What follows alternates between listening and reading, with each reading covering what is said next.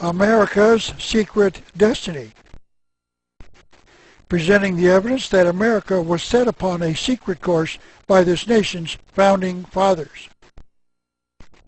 A presentation of Publius Productions, delivered on December the 28th, 2009.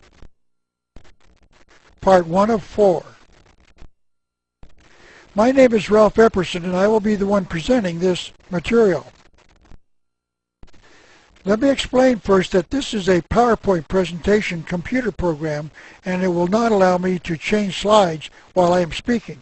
So this might sound a little disjointed, and there will be short gaps while I am changing slides.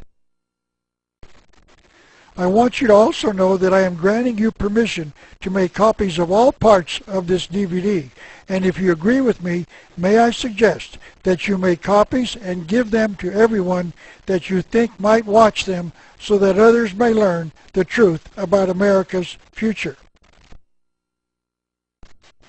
I would like to start with a remembrance of a fine young man I met named Willie Solis. I first met him in 1983 and was instantly impressed with his opposition to the evils of communism. He was a Costa Rican who was photographed as he burned a flag in his town square. But the flag he burned was not the American flag, but the Russian flag. This was right after the world thought that the Russians had shot down the Korean Airlines flight number 007, carrying 268 civilians and American Congressman Larry McDonald. So Willie decided to show his contempt for Russia's actions by publicly burning their flag. That act certainly did not endear him to the communists in Costa Rica. I dedicated my second book to Willie with these words. I dedicate this book to Willie Solis, a freedom fighter from Costa Rica, who loved freedom so much that he was willing to pay the ultimate price for it. And he did. He was murdered by the communists. Willie Solis, 1962 to 1984, we miss you. By the way, for your information, that plane was not shot down by a Russian missile. The plane landed, and the passengers and the congressman were taken captive. Our government lied to us. And I'll provide more details about that episode in my DVD entitled Only the U.S. Has Nukes. I'm going to speak about America's Secret Destiny, something I first discovered in 1985 when I started studying the symbols on the back of our dollar bill. I would dare say that this speech will not be very pleasant to hear, because what I have found is very disturbing, because I have uncovered the evidence that our founding fathers were not great and noble men as we have been taught. And when I first found this, I questioned my research because I had a great deal of difficulty in accepting this premise. And I believe that you will question it as well. Therefore, I would like to ask each of you to serve on a jury. That means I'm asking you to be open and listen to all the evidence I will present before you reach a verdict. That is all I can ask, so if you will do that, I will say that this speech will be one of the most important you will ever hear. I wrote a booklet entitled America's Secret Destiny in 1995, based upon 34 years of research. And in that booklet I discussed the evidence that I had found that our founding fathers dedicated this nation to a secret destiny in at least 1782 in a thing that they called the New World Order. That was the theme of a comment made by Henry Kissinger, America's Secretary of State, during the presidency of Richard Nixon. He was quoted as saying that America is uniquely endowed to play a creative and decisive role in the new order which is taking form around us. So Mr. Kissinger was saying that America would lead the world into this thing called the New World Order, and he said this in 1975. And according to the Birmingham News, it wasn't until the night of September the 11th, 1990, that President George Bush the father addressed the nation and claimed that the Gulf War had forged a new world order. He said something to the effect that the Persian Gulf crisis would lead to a new world order, but he failed to explain what he meant by those words. By the way, notice that this speech was delivered on September the 11th, the date of the World Trade Center attack on 9/11. I'm certain it is just another coincidence. All of the signs that I was reading during those years indicated that the New World Order desired by this nation's founding fathers and President George Bush was scheduled to start on January the 1st, 2000. But this obviously did not occur. However, that does not mean that my research was incorrect. It means that another date has been selected and that this date has truly been kept secret from legitimate researchers such as myself. It is possible that the publishing of this booklet back in 1995 and others of my books and videos convinced the conspirators to spend their target date, because the New World Order did not start on January the 1st, 2000. And even today, in 2009, I do not know why they did not do what they had promised. I started exposing the New World Order in 1985 when I toured America on a 91-city, 31-state speaking tour with my first book, entitled The Unseen Hand. The title of my speech was Secret Societies and the New World Order. Notice that this was in 1985, 5 years before George Bush mentioned the phrase in 1990. There is absolutely no way that I can prove that any of my work caused them to change their plans, but my critics cannot prove that it did not either.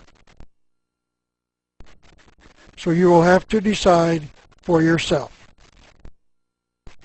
However, I do know that in the past, this conspiracy has altered their plans because they had been made public by some legitimate historians who found them.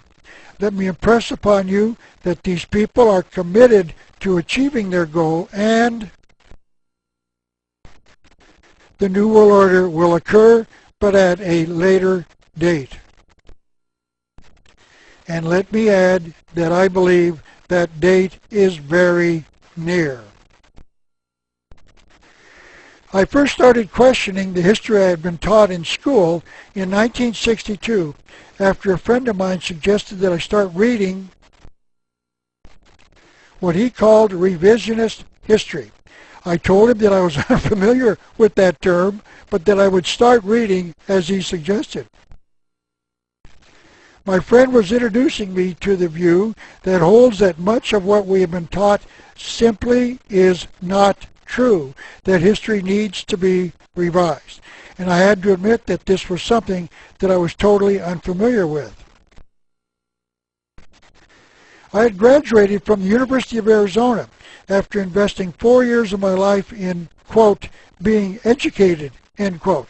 And I had to admit that I had not even been introduced to a thought that history needed to be revised. For the first time in my life, I started questioning what I had been taught. 46 years of research since then has convinced me that my friend was right. History needs to be revised. But I could not find the one book that explained the revised American history, so in 1985 I wrote the book myself. The Unseen Hand is 488 pages long and is still being purchased. It is considered by many to be the finest examination of the conspiratorial view of history ever written, and has been praised by PhDs and high school students. May I suggest that you search The Unseen Hand at Amazon.com and read 46 4- and 5-star reviews out of a total of 50 of that book. And then you can decide for yourself whether you wish to read it. But not everyone agrees. A few years ago, I received a letter from the Food and Drug Administration that I had to put the following label on each copy of this book that I sold. And this is what the label has to say. Warning, may cause dizziness. Well, I believe those who like the book and not the Food and Drug Administration. So what you are about to hear will have to undo all of what you have been taught in the past about those who created this nation known as the United States of America. By the way, this is not a typographical error. The word United in the Declaration of Independence is not capitalized. It might be important now for you to know a little more about my background so that you can know why I believe we have been deceived. I have been a student of history for 46 years, and my research has shown me that there is a massive conspiracy at work in this world. And to show you how they have managed our past, I would like first to let you know a little more about my book called The Unseen Hand, an Introduction to the Conspiratorial View of History. This book examines the evidence that the major events of the past, the wars, revolutions, and depressions, have been caused intentionally years in advance by an evil conspiracy. I call this view the conspiratorial view of history, and it is definitely not the view held by the majority of the historians today. The more traditional view of history is called the accidental view, and this view holds that the major events of the past have occurred by accident. No one really knows why these events happen, they just do. It might be appropriate at this time to define the word conspiracy. It is defined as two or more people meeting in secret with an evil purpose. And to show you that this conspiracy is real, I would like to discuss the testimony of a former president of the United States, Bill Clinton. I want you to know that this president told us on a live national broadcast in 1992 that there was a conspiracy and that he had been elected president because he was a supporter of it. And to start the discussion, I would like to show you a book that the former president, Vice President Al Gore wrote in 1992, entitled Putting People First. And on page 217 of this book, Bill Clinton provided us with the transcript of his acceptance speech he delivered on July the 16th, 1992, when he accepted the nomination of his party as President of the United States. And on page 231, this is what he said. As a teenager, I heard John Kennedy's summons to citizenship. And then, as a student at Georgetown University, I heard that call clarified by a professor I had named Carol Quigley.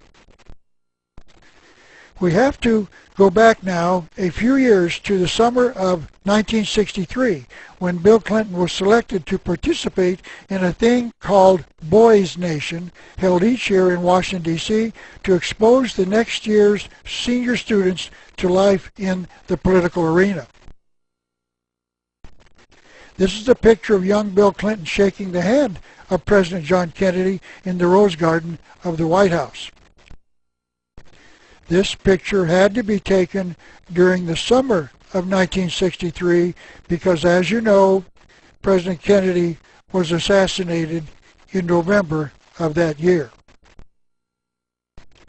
As you know, Bill Clinton was elected President of the United States in 1992. And to acknowledge the defeat of George Bush, Time magazine named Bill Clinton Man of the Year in January of 1993. By the way, please notice what Time did when they placed Bill Clinton's picture in front of the letter M in the word Time. They strategically placed his head in such a way as to show the two lines of the letter M as being horns on top of his head. Were they trying to tell us something?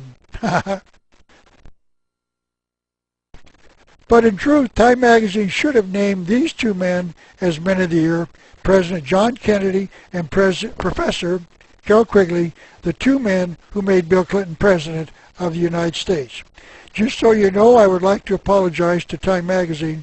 I took one of their covers and cut out its picture and made this cover myself.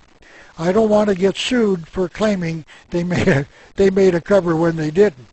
Let me now discuss how these two men made Bill Clinton President of the United States.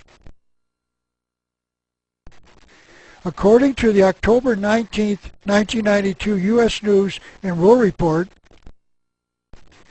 Bill Clinton graduated from Hot Springs High School in 1964. He then went to Georgetown University later that year. If he completed his studies in 4 years, he would have graduated in 1968. Let me show you what Dr. Quigley taught young Bill Clinton while he was at Georgetown. Dr. Quigley wrote the book entitled Tragedy and Hope in 1966 when Bill Clinton was a student there. This is a poor quality photocopy of the Georgetown Alumnus magazine for the winter of 1993, meaning 25 years after Bill Clinton graduated. It says that the book entitled Tragedy and Hope was required reading for Dr. Quigley's course. That means that Bill Clinton read this book while he was at Georgetown, and we can now read what Bill read. The inside dust cover says that Dr. Quigley was the professor of history at the Foreign Service School at Georgetown University, and that he formerly taught at Princeton and Harvard. He received his PhD from Harvard as well. So Dr. Quigley is what you would call a liberal establishment professor. Now let's see what Dr. Quigley taught young Bill Clinton. This is taken from page 950 of Tragedy and Hope. There does exist and has existed for a generation, meaning back to around 1920, an international Anglophile network which operates, by the way, the word Anglophile means primarily English. To some extent, in the way the radical right believes the Communist Act. In fact, this network, which we may identify as the Round Table groups, has no aversion to cooperating with the communists or any other group, and frequently does so. I know the operations of this network because I studied it for 20 years, meaning back to just after World War II, and was permitted for 2 years in the early 1960s to examine its papers and secret records. And listen now to this incredible confession. I have no aversion to it or most of its instruments, but in general, my chief difference of opinion is that it wishes to remain unknown. And I believe its role in history is significant enough to be known. And that is why he titled his book Tragedy and Hope. This network has brought the world immense tragedy, but that they are the hope of the world. This is an absolutely staggering statement because this conspiracy planned World War II, which started in 1941, but planned it as early as 1920. And that war murdered 53 million people because this network wanted to create the United Nations. And Dr. Quigley has no aversion to that. And notice that if Bill Clinton did not rebuke the views of Dr. Quigley, as he did not, that means that Bill Clinton also has no aversion to the murder of 53 million people to give the people of the world the United Nations. That shows you just how evil this conspiracy is. And this quote comes from page 24 of Tragedy and Hope. The powers of financial capitalism had another far-reaching aim. Nothing less than to create a world system of financial control in private hands, able to dominate the political system of each country, and the economy of the world as a whole. This system was to be controlled by the central banks of the world. And by the way, just so you know, the privately owned Federal Reserve Bank is America's central bank. And these banks act in concert by secret agreements arrived at in frequent meetings and conferences. And here on page 954, Dr. Quigley admits that this conspiracy actually controls American communism, if not worldwide communism. It was this group of people who provided much of the framework and influence which the communist sympathizers and fellow travelers took over in the United States in the 1930s. It must be recognized that the power that these energetic left-wingers exercised was never their own power or communist power, but was ultimately the power of the international financial coterie. It now becomes appropriate to introduce you to Cecil Rhodes, one of the many people that Dr. Quigley identified as being one of these conspirators. Quigley says Mr. Rhodes feverishly exploited the diamond and gold fields of South Africa and rose to be the Prime Minister of Cape Colony between 1890 and 1896. In fact, the African nation of Rhodesia was named after Cecil Rhodes. That nation is now called Zimbabwe. In the middle 1890s, Rhodes had an annual personal income of over $5 million,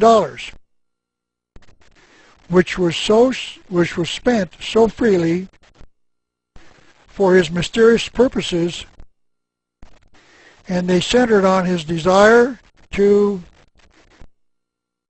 bring all the habitable portions of the world under their control. For this purpose, Rhodes left part of his great fortune to found the Rhodes Scholarships at Oxford. So where did Bill Clinton go after graduation from Georgetown in 1968? This is once again page 36 of the U.S. News and World Report article for October the 19th, 1992. And it shows that from 1968 to 1970, Bill Clinton was at Oxford studying as a Rhodes scholar. Dr. Quigley then explained on page 582 what the Rhodes Scholarship Organization did in America. They set up a Council on Foreign Relations in New York. And then on page 950, Quigley taught Mr. Clinton, the American branch of this organization, meaning the Council on Foreign Relations, has played a very significant role in the history of the United States. So in 1988, several years after he returned to America, Bill Clinton joined the Council on Foreign Relations. And then in 1992, the Council on Foreign Relations delivered the election to President Bill Clinton. And the last quote I would like to bring to your attention is this one found on page 73 of Tragedy and Hope. Dr. Quigley wrote, "The business interests expected to control both political parties equally. Indeed, some of them intended to contribute to both and allow an alternation of the two parties in public office. That means that the Democrats would be in office for 8 years, and then the Republicans would be in office for 8 years, pretty much the same as America has been doing since the 1920s. The Republicans held the presidency under Ronald Reagan for 8 years, from 1981 to 89. The Democrats held the presidency under Bill Clinton for 8 years, from 1993 to 2001. And then George Bush was elected to 2 terms, which means he left office in 2009. And then, due to the alternating party practice, America will elect a Democrat for 8 years. And they did. They elected Barack Obama a Democrat. All because there is an international network that controls both parties equally. Now let me continue with Quigley's answer to the question, why do they want to alternate the two parties in power? Dr. Quigley taught Mr. Clinton in order to conceal their own influence, inhibit any exhibition of independence by politicians, and to allow the electorate to believe they were exercising their own free choice. I hope you can see just how important what Dr. Quigley just wrote is.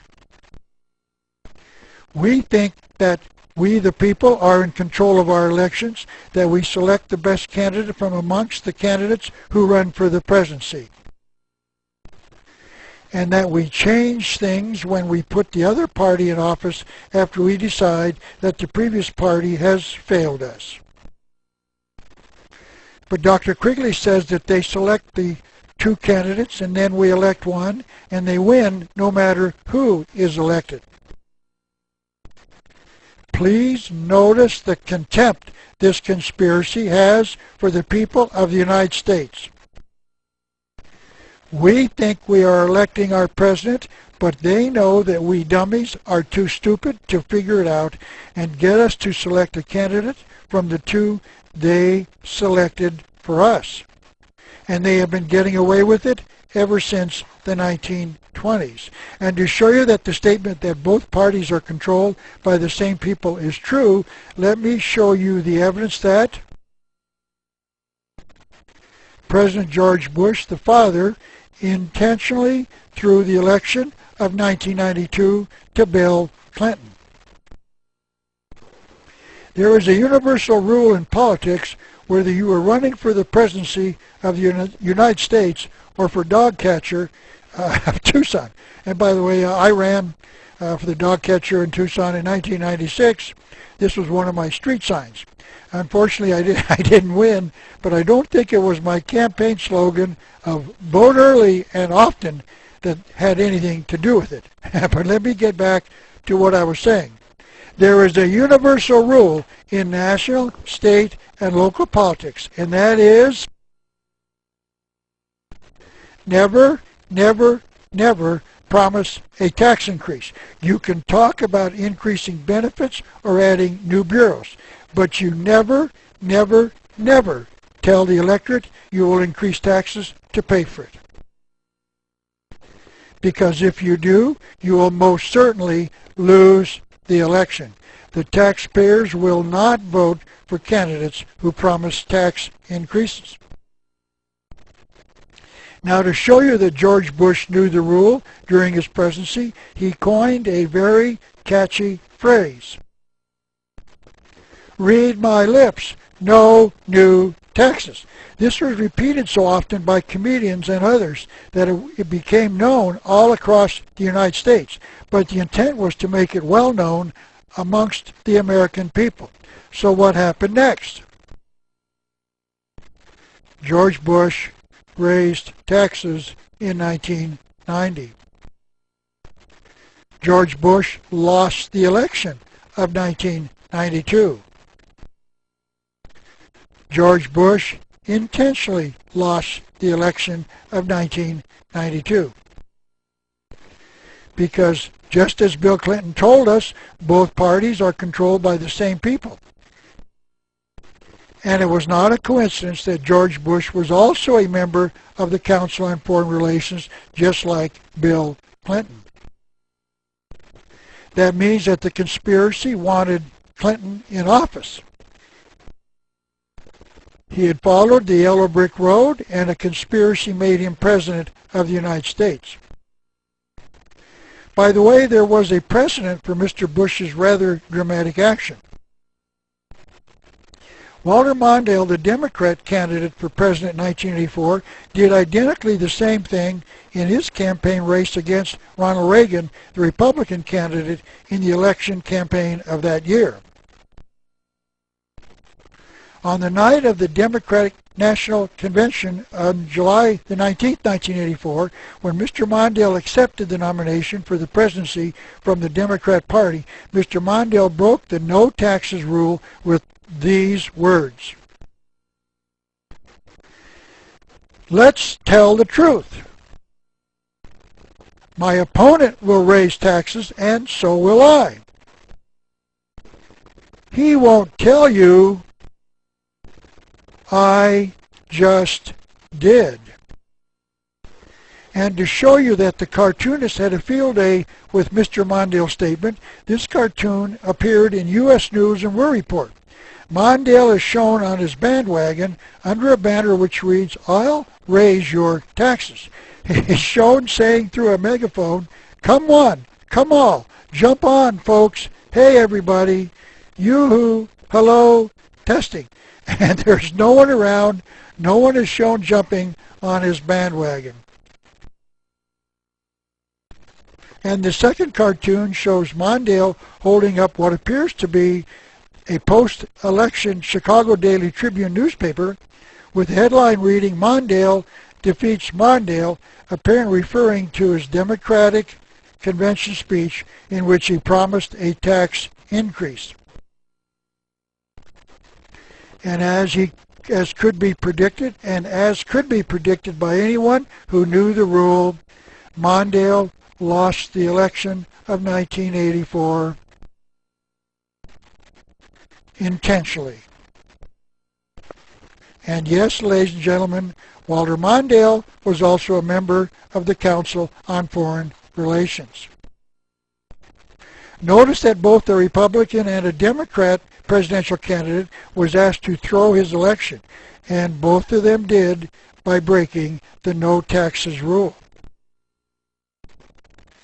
So this is evidence that both political parties are controlled by the same people. That means that the conspiracy wanted Ronald Reagan and Bill Clinton in office. So there you have it. Clinton's conspiracy is real. President Bill Clinton is a member of the vast left-wing conspiracy he told us with his own mouth. Now let me return to the discussion of President Bill Clinton's teacher and mentor, Dr. Carroll Quigley. To Dr. Quigley's credit, he did experience a slight change of heart about his support of this conspiracy. 4 years after his death in 1977, Quigley's new book was published. It was entitled The Anglo-American Establishment. First of all, please notice that the flag of the United States shown on the dust cover of the book is upside down. This is a universal distress sign that a nation is in trouble. So the implication of the publishers is that the United States was in trouble, apparently because of this international network. And this is part of the evidence that Dr. Quigley had some reservations with what he had discovered about the power of this network. The paragraph underneath his picture on the back cover of the book says these are the words of Professor Quigley before he passed away. No country that values its safety should allow what this network accomplished. That a small number of men would be able to wield such power in administration and politics should be given almost complete control over the publication of documents relating to their actions, should be able to exercise such influence over the avenues of information that create public opinion, and should be able to monopolize so completely the writing and the teaching of the history of their own period. Welcome aboard, Dr. Quigley. You are on the right track. However, he went on. It is not easy for an outsider to write the history of a secret group of this kind, but it should be done. For this group is one of the most important historical facts of the 20th century. But agreeing with this group on goals, I cannot agree with them on methods.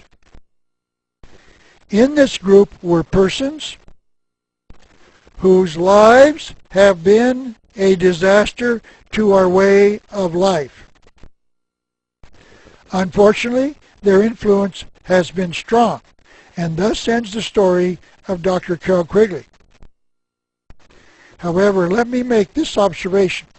If Dr. Quigley was alive today and I could talk to him, I would say this.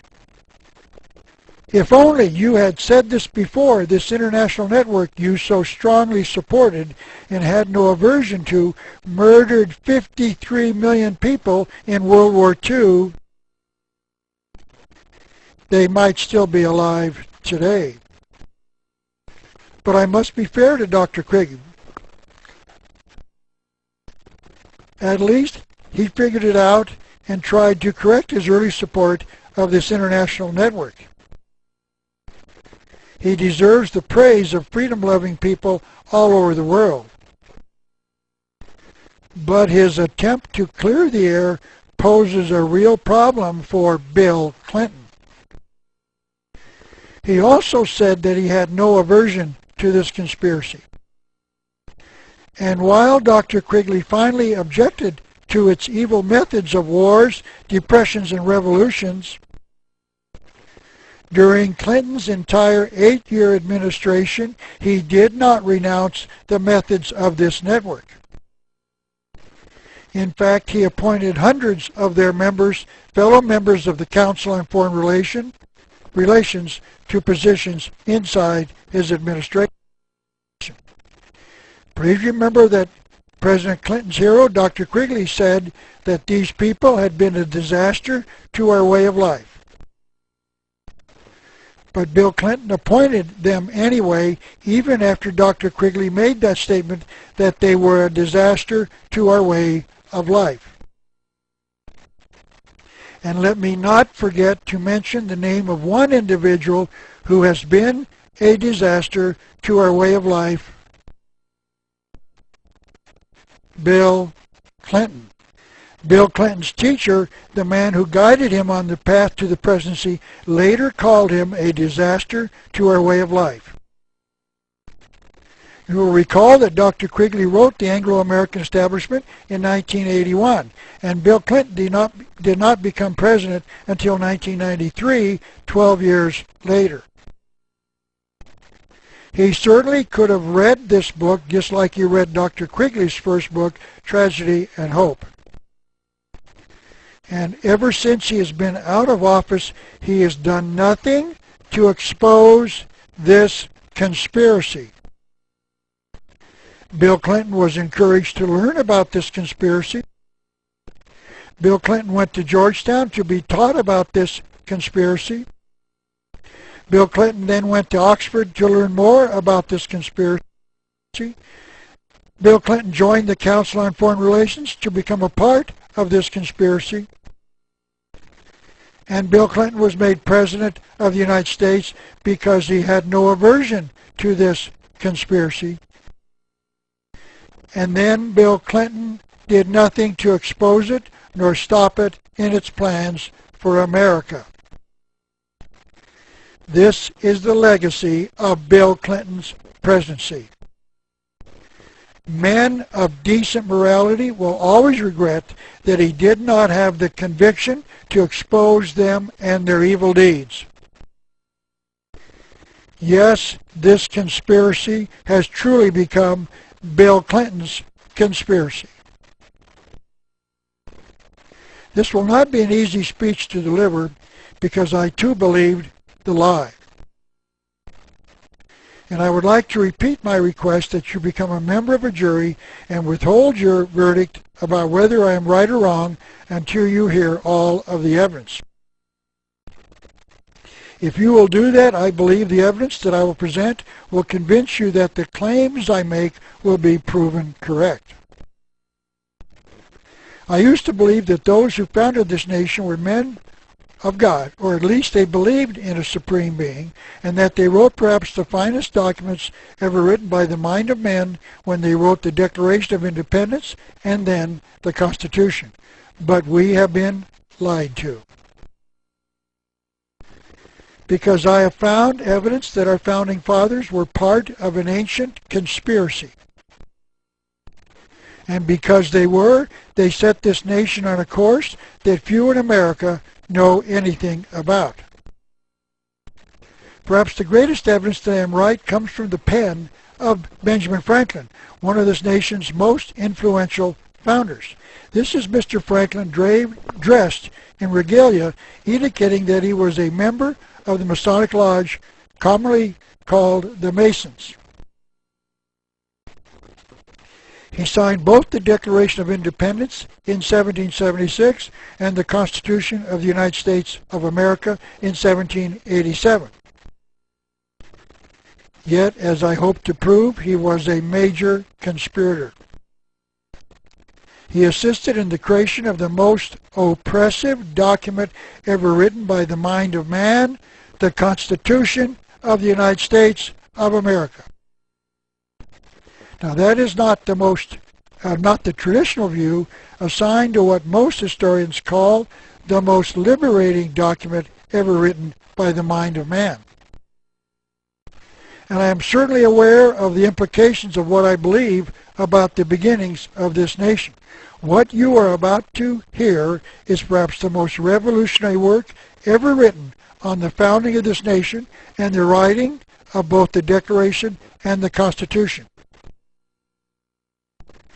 Because the founding fathers were conspirators, because the founding fathers were liars, because the founding fathers did not protect man's God-given unalienable rights, they took them all away. As was previously mentioned, perhaps the best example of how they accomplished this was written by Mr. Franklin himself. When he wrote his autobiography, Mr. Franklin came as close to admitting the guilt of this nation's founding fathers as it is possible to do so without directly admitting it. This is what he wrote on page 110 of his book entitled Benjamin Franklin, His Autobiography, published by P.F. Collier & Son as one of the Harvard Classics. Franklin tells us how he and some of his fellow legislators in the government tricked their fellow legislators. He and some of his fellow legislators wanted to purchase some gunpowder, but they knew the Quaker legislators in Pennsylvania would not approve the purchase of such an article of war. So they voted an act for 3,000 pounds for the purchasing of bread, flour, wheat, and other grain. After the legislation was approved, they bought gunpowder with the 3,000 pounds, and some of their fellow legislators objected, claiming that they did not authorize that. But Mr. Franklin told them that gunpowder was indeed another grain, and indeed gunpowder is a grain. They had just invented a way to conceal their trickery by hoping that the legislature would think that the phrase other grain was another ingredient of bread. And then he provided his readers with another example of their trickery and deceit. They wanted to purchase a great gun, presumably a huge cannon. They wrote up legislation to buy a, quote, fire engine, end quote, and the legislators voted for the fire engine. And Franklin bought his great gun. As Franklin pointed out, surely a great gun is a fire engine. Our founding fathers did not lie to us, they simply used words to deceive. I wrote my second book entitled The New World Order in 1990 as an attempt to identify the true motive of the conspiracy that I had uncovered in the writing of my first book. And to start the explanation of what that motive is, I must start by stating there is something coming. This thing coming is not very pleasant. And it is called the New World Order. And lastly, this information that I will be covering today will offend some of you. I am sorry for that, but I must tell the truth as I find it. I am hopeful that those offended by what I say will confirm that I am right by their own research and then take some corrective action. Our founding fathers committed this nation to the New World Order in at least the year 1782. They believed that their mission was a noble one, but they knew they had to conceal that future from the American people. So they used words to deceive, just as Mr. Franklin admitted in his autobiography. They certainly knew that their ultimate desire, the New World Order, would be very unpleasant to the American people if they knew about the system they were going to give them, and that the people would not allow them to change it. And to show you an example that will show you how they deceive us, let me show you a drawing that appeared in a book entitled A Bridge to Light by 33rd degree Mason Rex Hutchins. By the way, the 33rd degree of the Masons is the highest degree attainable, and it appears as if the 33rd degree of Freemasonry runs the Masons worldwide. And this book was published by the Masons themselves, so it is official. This is the first page of this book showing the reader that this book has been published by the Supreme Council of the 33rd degree of the Masonic Lodge. Mr. Hutchins reproduced this drawing showing two men, one on top and the other reversed from it on the bottom, and he called it An Aged Man and His Reflection.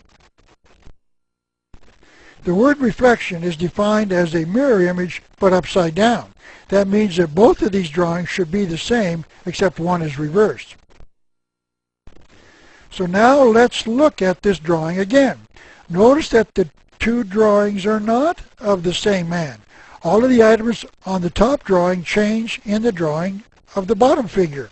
For instance, the man's black shirt changes to white in the bottom drawing. The banner around his neck changes from white to black, and the words are different. So Mr. Hutchins is wrong when he says that it is a drawing of an aged man and his reflection, because many of the things in the top drawing change in the bottom drawing. If the drawing were that of a man and his reflection, the bottom figure would be a mirror image of the drawing of the top. This is that drawing on the top, and notice that the aged man has been drawn wearing what appears to be a crown with a cross on top.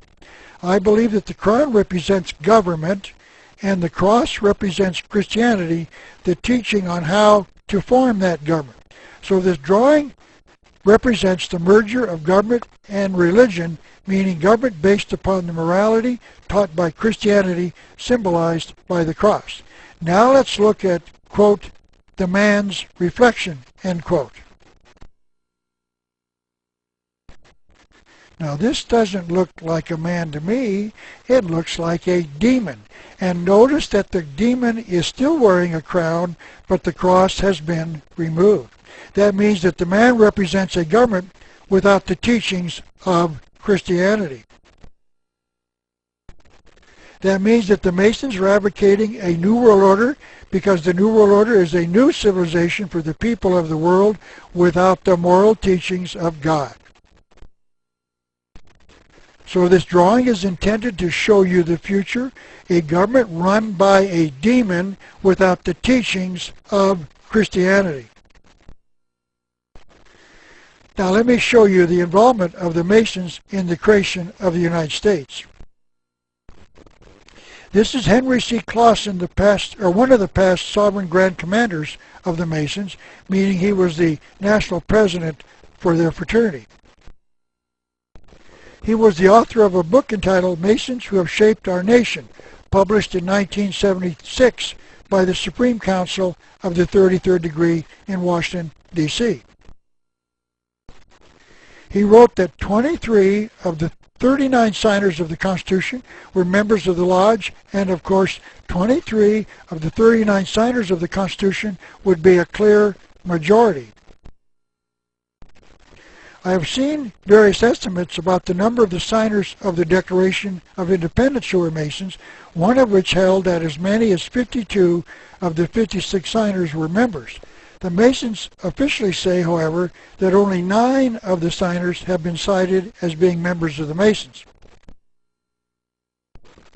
The reason that no one knows for certain is that many Masonic records were destroyed in the Revolutionary War of 1776. But 23 of the 39 signers were members of the Masons, which means that they were clearly the majority of the body that wrote the Constitution. So whatever they wanted, they had the authority to obtain. This is Manly P. Hall, another 33rd degree Mason, who was perhaps the greatest Masonic writer of all time. He wrote a book that was published in 1944 entitled The Secret Destiny of America, in which he discussed this nation's future. He wrote this: there exists in the world today, and has existed for thousands of years, a body of enlightened humans united in what might be termed an order of the quest. It is composed of those whose intellectual and spiritual perceptions have revealed to them that civilization, by the way, notice not just the United States but worldwide civilization, has a secret destiny. Secret, I say, because this high purpose is not realized by the many. He also discussed the order of the quest in another of his books entitled The Secret Teachings of All Ages.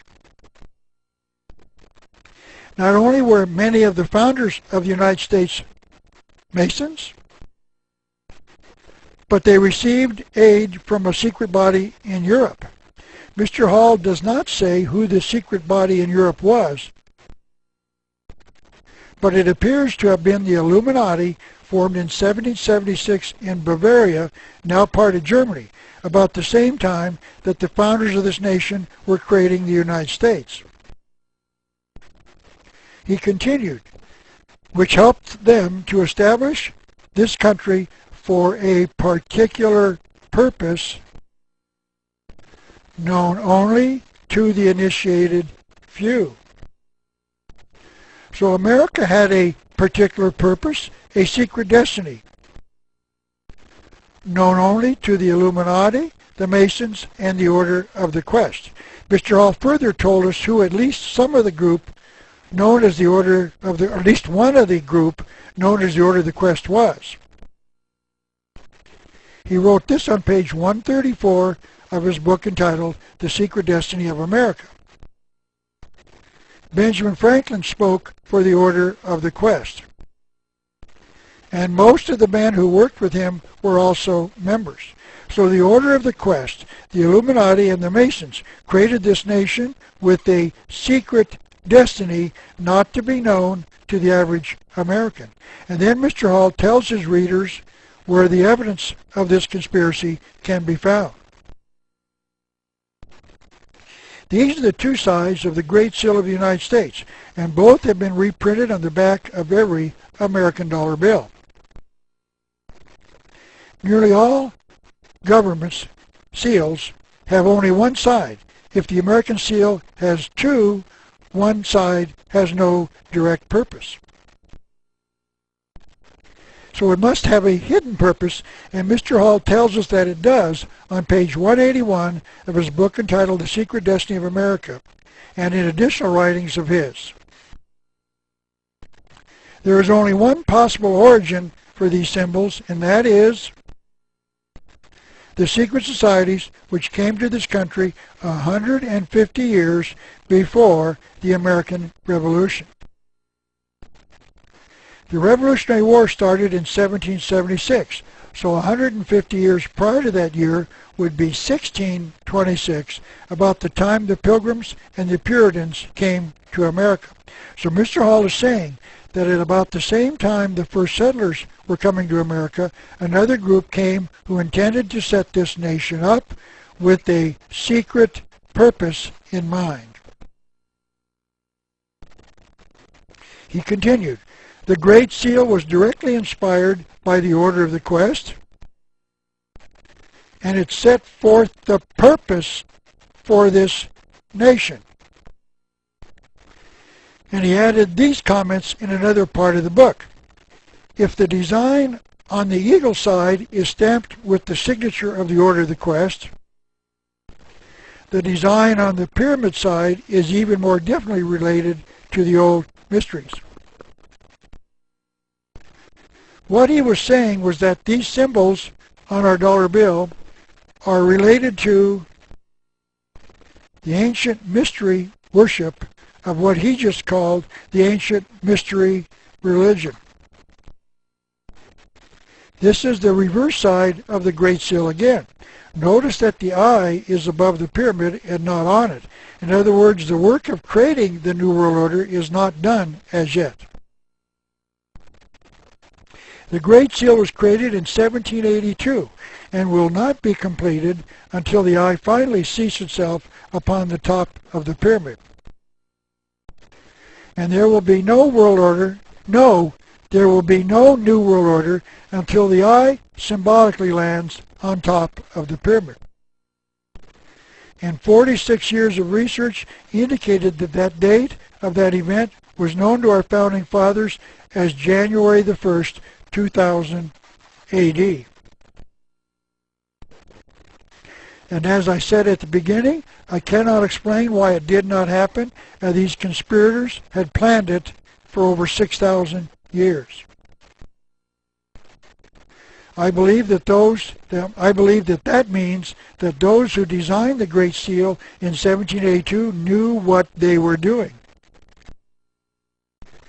They were placing this nation on a track to some secret destiny, and they knew they had over 200 years to create the changes needed to bring it about. They knew what that the American people would never approve of their secret destiny, and that was why they kept it secret and concealed it in symbols in the Great Seal of the United States.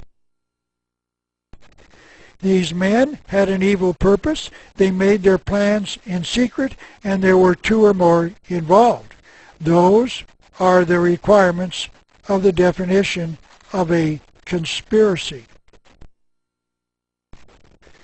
But the question to be answered is why the American people do not understand what all of the symbols on the back of the dollar bill mean.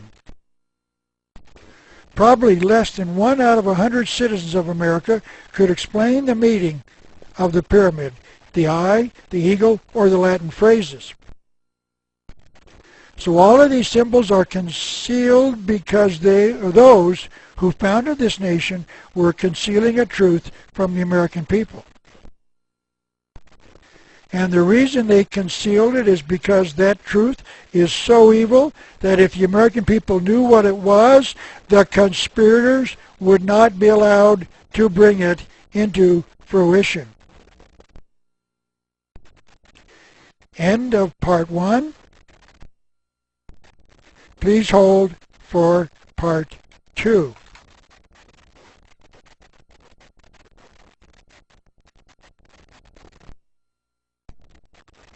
Part 2 of 4.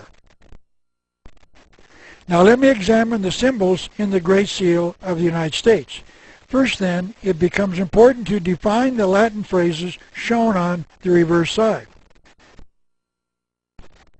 The phrase annuit coeptus means announcing, coeptus means the conception of or the birth of. The second phrase is novus ordo seclorum, and it means novus, new, ordo, order, seclorum, secular, meaning world. So the phrase means the New World Order. So the Latin phrases on this side of the Great Seal are translated to mean announcing the birth of the New World Order. And this was incorporated in the Great Seal in 1782. The pyramid is another symbol, and it too has a hidden meaning. The student must question why the founding fathers in America even put a pyramid in the Great Seal at all, because there are no stone pyramids in the United States. Also notice that the American pyramid is smooth on all sides. This is a photograph of a pyramid in Latin America. Notice that it is stepped, meaning the line on each side is broken by steps constructed out of bricks or stone. But notice one thing. Twice each year, the sun rises in such a way as to shine only on the wall on one side of the stairway, revealing a snake of 6 segments, with the 7th being its head, coming down to earth from the top of the pyramid. And notice that the head of the snake has an open mouth, a symbol meaning the snake is speaking to the people, revealing a previously unknown truth to them. This is a book entitled Mysteries of the Mexican Pyramids, written by Peter Tompkins. And this is a close-up of the snake's head on the ground in front of another of the stone pyramids. Notice once again that its mouth is open. It would seem that the pyramid builders in Mexico believed that their god, the serpent, lived in the house on top of the pyramid and came to visit Earth twice a year to speak to them. Now these are the 3 most photographed pyramids in Egypt, and even though they appear to be stepped, they were constructed with smooth sides, and many of these smooth stones were removed during the early years for construction of the city of Cairo. You can still see some of the facing stones on the top of the pyramid in the center. So there must be, and is, another reason for the Founding Fathers to place a drawing of a pyramid in the Great Seal. Manly P. Hall discussed the pyramid in the Great Seal as being a model of the Great Pyramid of Giza near Cairo, Egypt. He wrote this on page 178 of his book entitled The Secret Destiny of America. Here, on the reverse side, is represented the Great Pyramid of Giza. This is perhaps the one that is featured the most of all of the pyramids in Egypt. It is the one with the secret passageways inside that lead to what Egyptologists call the King's Chamber, the Queen's Chamber, and a room beneath the ground level underneath the pyramid called the subterranean chamber or room. It is commonly believed that the pyramid was built as a tomb for the pharaoh Khufu and his wife, but Mr. Hall believes that this belief is not correct. He wrote in the Secret Teachings of All Ages, the theory advanced by Herodotus, the father of history, and was born in approximately 485 BC and died in approximately 425 BC, and now generally accepted that the pyramid was the tomb of the pharaoh, cannot be substantiated. He then wrote about why he believed the pyramid was constructed.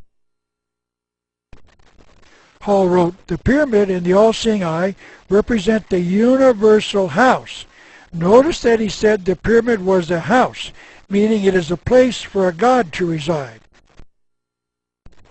Continuing, he went on, surmounted by the radiant emblem of the great architect of the universe, meaning the eye inside the triangle. So Mr. Hall is informing his readers that the pyramid was not built as a tomb, but was constructed as a house for a god to live in. And he named that god as being the great architect of the universe. I will discuss the identity of that god a little later.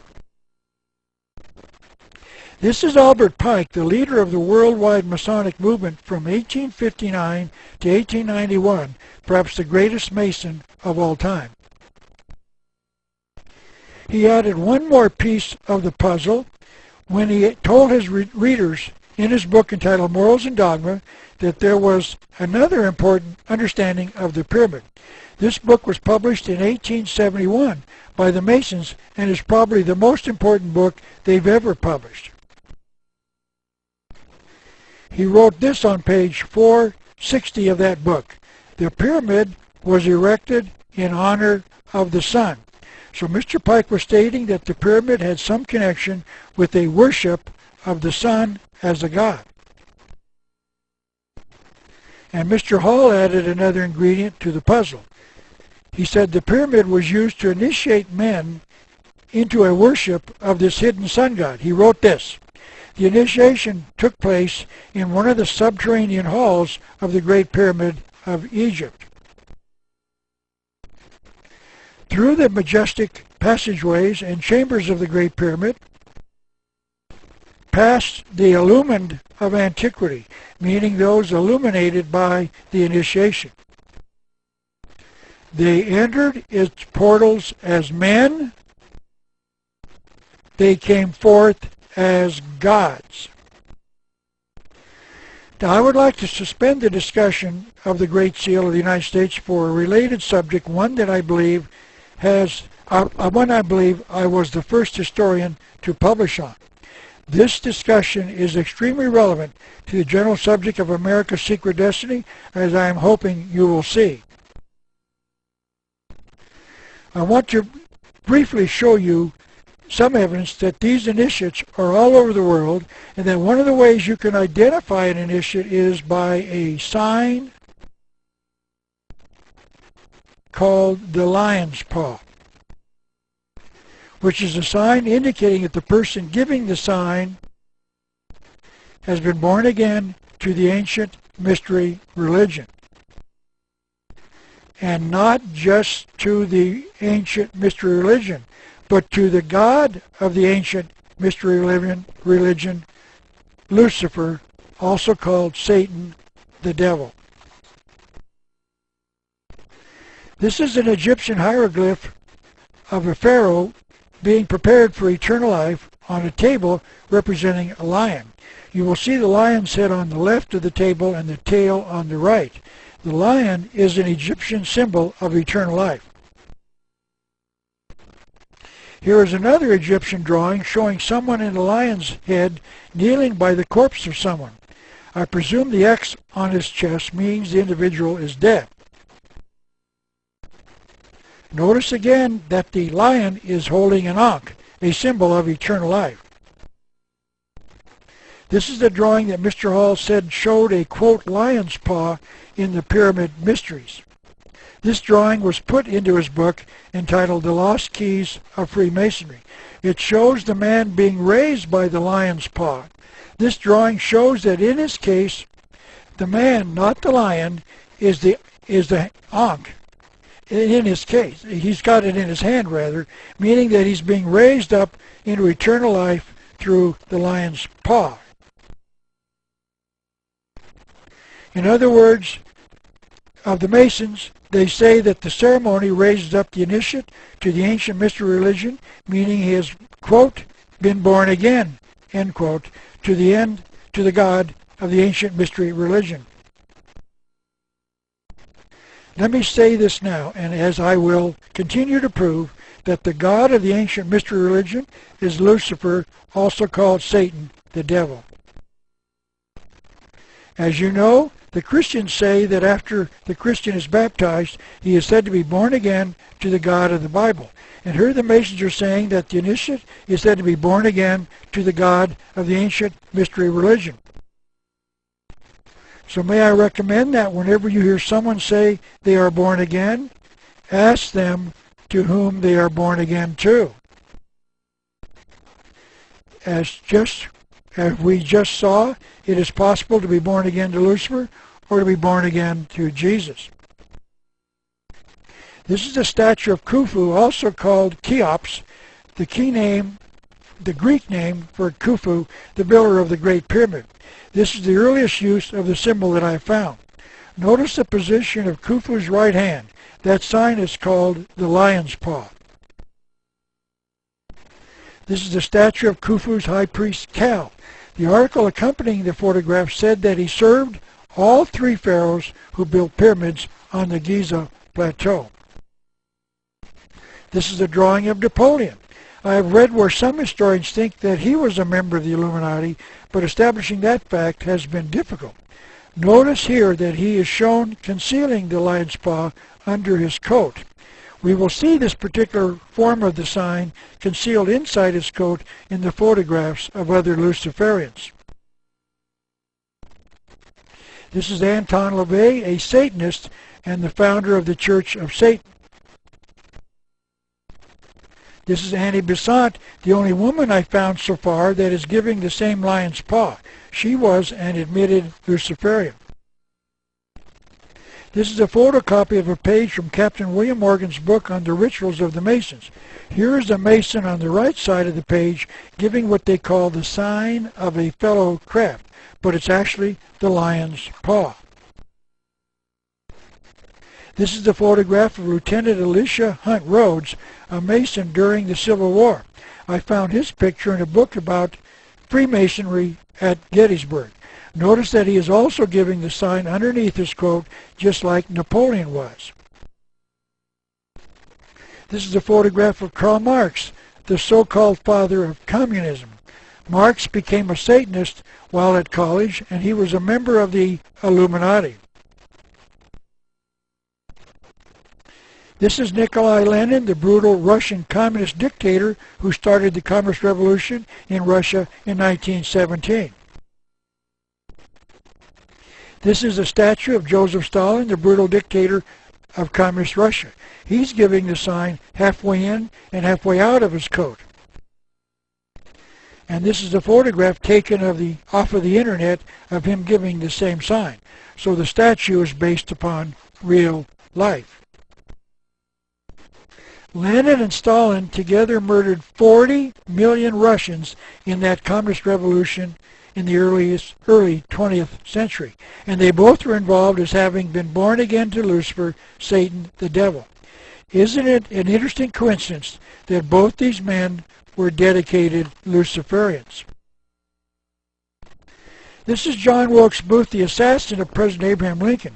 Booth was a Knights Templar Mason, which is a branch of the overall Masonic Lodge, and the sign he is giving, I believe,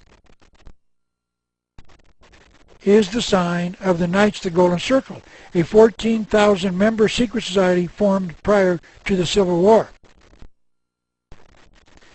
In fact, this group was formed in 1837 in Europe, and they were the organization that planned the Civil War 24 years before it started.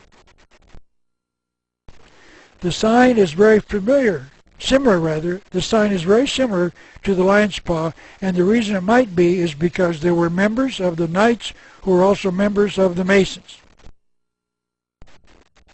This is a photograph of Jesse James, the famous outlaw, on the left, and his brother Frank James on the right. Notice that Frank is giving the lion's paw sign because he was a member of the Masons. The sign being given by Jesse is, I believe, the sign of the Knights of the Golden Circle because it is known that Jesse was a member. By the way, Jesse James later became a 33rd degree Mason. This small photograph is of Alan Pinkerton, the head of the Pinkerton Detective Agency. He was giving a sign that shows that he was a member of the Masonic Lodge. Mr. Pinkerton was hired to capture Jesse and Frank James, but he never accomplished that goal, and I think the reason he didn't is because he knew that Jesse and Frank were Masons, and Masons take an oath to protect their brothers. This is Bloody Bill Anderson, a lieutenant in Quantrell's Raiders during the Civil War. He's giving a sign showing that he was a member of the Knights of the Golden Circle. This man led murders into attacking individuals and families during the Civil War. It has been claimed that Jesse James rode with him during that time. And I would suggest that this is where Jesse learned about the Knights of the Golden Circle. He must have learned about the Masons from his brother Frank, who was already a member by the time of the Civil War. This is Salmon P. Chase, the Secretary of the Treasury in President Lincoln's cabinet and a member of the Masons. He is the individual after whom the Chase Manhattan Banks are named. Many believe that the Chase Manhattan Banks are owned in Maine by the Rockefeller family, and they have been supporters of the Illuminati conspiracy for generations. I have two more to show you, and they are real eye-openers. So get ready, because I believe that you will find these two pictures to be very disturbing. This is the February 17, 1986 cover of Time magazine, and as you can see, it shows a picture of the television evangelist Pat Robertson clearly giving the lion's paw sign on his chest. I want you to particularly notice the grin on Mr. Robertson's face. It appears to be the smile of someone who knows the secret and knows that he cannot tell us. And now we know what that secret is. If Pat knew what this sign meant, he is a Luciferian, not a Christian. And the reason he is grinning could be that he knows what he is doing and that we do not know. And on the chance that you find that a little harsh, ask yourself why he was photographed giving this particular sign. Let us presume for a moment that he was asked by the photographer to assume this particular pose and didn't know what the sign meant. How many photographs in the world do you think show someone giving this particular pose? I have been looking for pictures of this sign for probably 20 years, and I have found but maybe 25 of them. One would presume that Mr. Robertson would have asked the photographer why he wanted him to stand this way.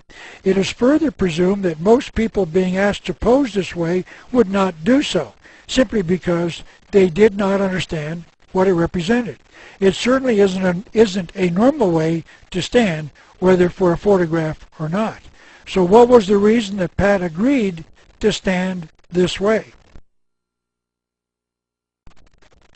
I do not know, except I suspect that it was his way of telling those in the world who saw the photograph and knew what the sign meant that he was one of them, a Luciferian.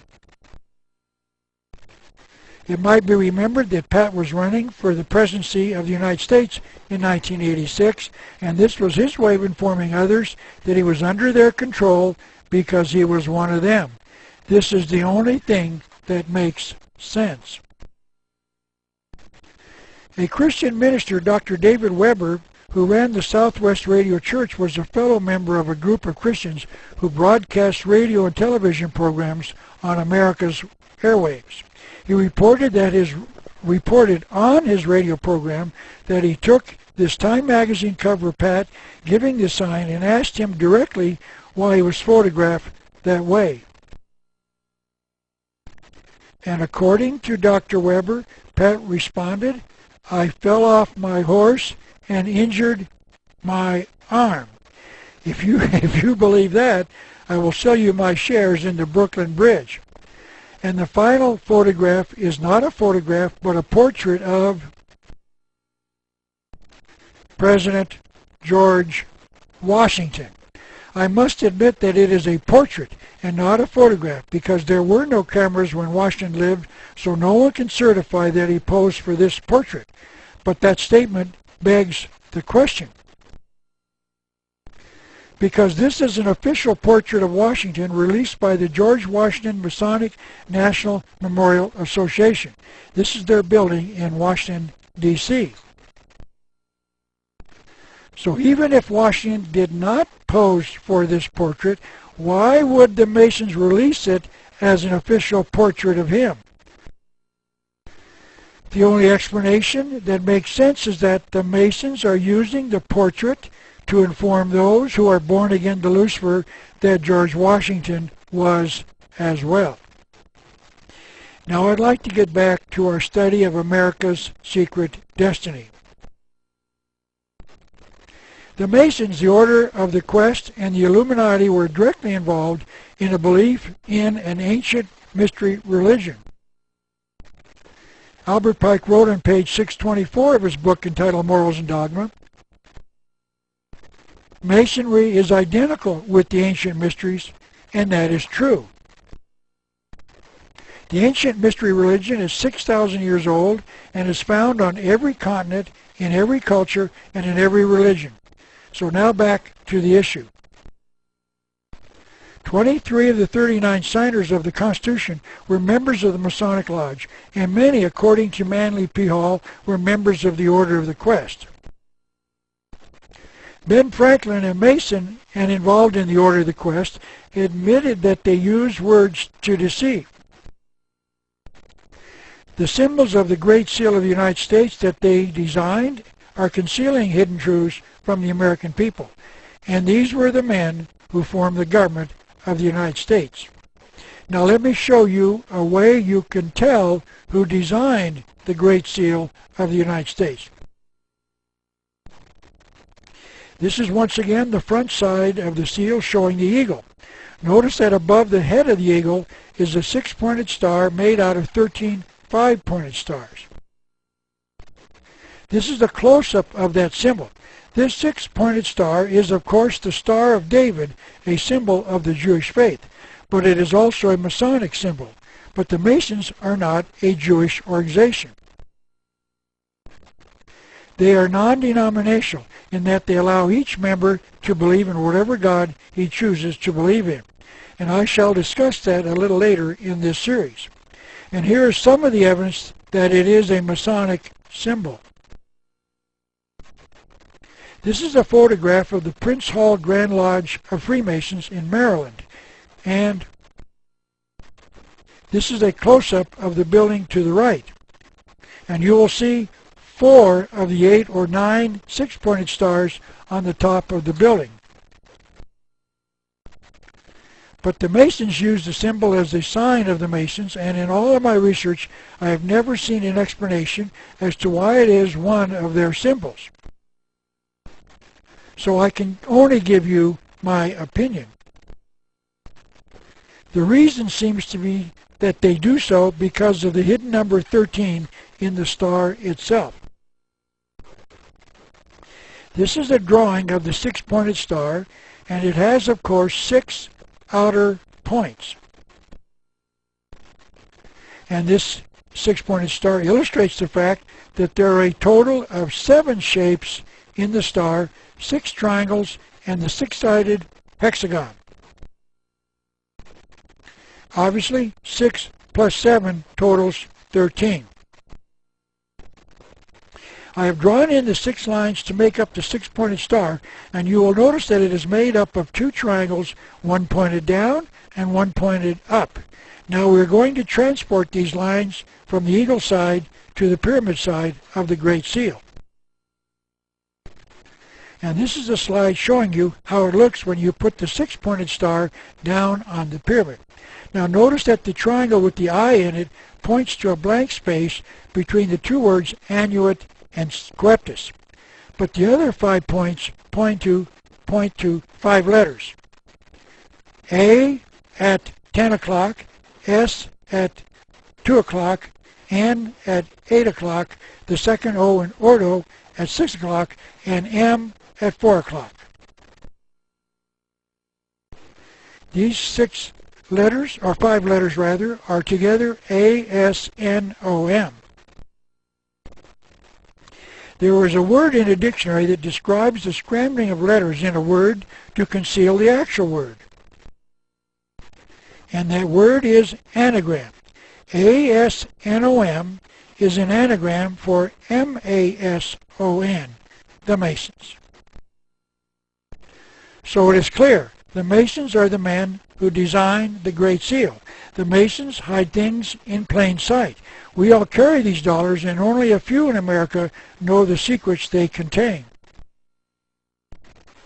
Now let me show you how the Masons legally grab more power in the Constitution than any dictator or tyrant in history. For years, the American people have been told that the American form of government, a constitutional republic, is the finest form ever devised by men, and that the American Constitution is the finest document ever written by the mind of man. And I used to believe that as well, until I discovered the fact that the Founding Fathers literally placed a phrase in our Constitution that they knew would later destroy the nation. Because as thousands of today's patriots have discovered when they have gone to the courts of America to argue the constitutionality of various laws and regulations, they've learned that the Constitution of the United States of America is null and void. There are no constitutional rights in the courts of the United States today. And the reason that is so is because this nation's founding fathers set it up so that our God-given unalienable rights would no longer be rights, but would be privileges granted by government. And the reason they did that was because they were members of the Masons, the Illuminati, or the Order of the Quest, or any combination of these groups. To prove that the Constitution is null and void in America today, we must go back to the year of 1776, when the Founding Fathers declared this nation's independence from Great Britain. The Declaration of Independence was just that. This nation was declaring its independence from the government of Great Britain. Those who wrote it were complaining about the tyranny being imposed upon the American people by King George, the King of England. And the proof of that is found in the second paragraph of the Declaration of Independence. We, the people, wrote, "The history of the present King of Great Britain is a history of repeated injuries and usurpations." The word usurpation is defined as the illegal seizure of sovereign power. The American people were reclaiming their sovereignty by declaring their own independence from the tyranny of the king. The word sovereignty is defined by a dictionary as being supreme in power. The word sovereign is defined as being unlimited by any other meaning any other person or government. The Declaration continues, all having in direct object the establishment of an absolute tyranny over these states. To understand what that means, it becomes important to define the word tyranny. Webster's 1828 dictionary, meaning the dictionary is close to the date of 1776 that is available, defines the word simply as absolute or unlimited power. So it is fair to conclude that the Founding Fathers felt that King George was creating a tyrannical government in America by stealing the sovereignty of the American people and replacing it with his own. And that was the reason they were breaking the bonds with the English government. So our Founding Fathers knew what the word tyranny meant, and to further prove that, the writers of the Constitution actually attempted to further define the word in the Declaration of Independence itself. They listed 30 specific evidences in the Declaration of the fact that King George was guilty of creating an oppressive totalitarian government, meaning a tyranny, in the United States. The 22nd of these is the one that clearly addresses the issue. He, meaning King George, has given his assent to the suspending of our own legislatures and declaring themselves invested with power to legislate for us in all cases whatsoever. Power to legislate for us in all cases whatsoever. That is the key phrase in red. Legislate in all cases whatsoever. That is the very definition of tyranny. There are no limits to that grant of power. They were grabbing absolute, dictatorial, tyrannical power. There is no Magna Carta, no Bill of Rights, no Constitution to protect the rights of the people. It is absolute power. The Constitution was issued in 1787, 11 years after the Declaration. The following is from the preamble of the Constitution. We the people, notice the people, do ordain and establish this Constitution for the United States of America. It was here that the crime of our Founding Fathers was first started, because the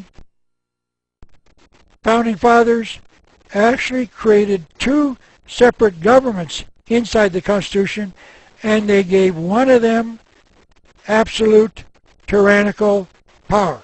So they had to build a front in order to conceal their crime.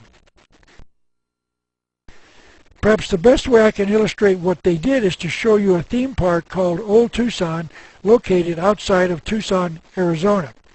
Here in 1939, in the desert outside of Tucson, the makers of the movie Arizona constructed a movie set out of adobe mud for the movie. It was later transformed into a theme park called Old Tucson. The owners have covered up many of the original mud adobe buildings with wood frame buildings that make the city look as if it had been built in the 1880s.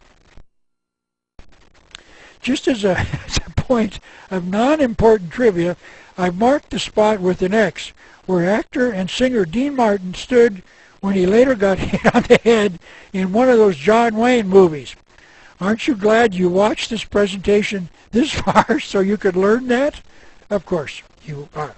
Now, back to the presentation. As long as you walk down the main street of the park, the buildings look real. But many of these buildings are nothing more than a front, with no side, floor, or roof, but they give the appearance from the front of being a complete building. Take, for instance, this church building, because this is the front view. And this is the back view. And there is no building, but from the front, it looks like a complete building. As long as you look at the Constitution without really examining it, we see the magnificence of the document. But if you look behind the words, as we are going to do in a minute, you will find that it is all a false front, just like some of the buildings in Old Tucson. The Founding Fathers built a set, like old Tucson, around the Constitution. We see the false front and think that is the Constitution. But those who walk around back and see the false back of the document know that we have bought some more fire engines and other grain. The Founding Fathers had to construct this elaborate facade so that anyone who read the Constitution would see the aged man and his reflection and not the demon God. They were to see the power being divided, not the power being centralized. And because of this, we the people have missed the fatal flaw, the one that was intentionally placed in the Constitution so that it would later destroy the very rights it was intended to protect. It is my opinion now that the Constitution is the most oppressive document ever written by the mind of man. Article 1 of the Constitution created the legislative branch. Article 2 created the executive branch. And Article 3 created the judicial branch. We've been told that this was to divide the power and not give too much power to any one branch of the government. And it is in Article 1 and Section 8 that grants the legislative branch 18 specific powers, and these are listed one after the other. This reads in part, Congress shall have power to collect taxes, to coin money, to establish post offices, to declare war, for instance. Now I must commend the Founding Fathers for their amazing insight into the future.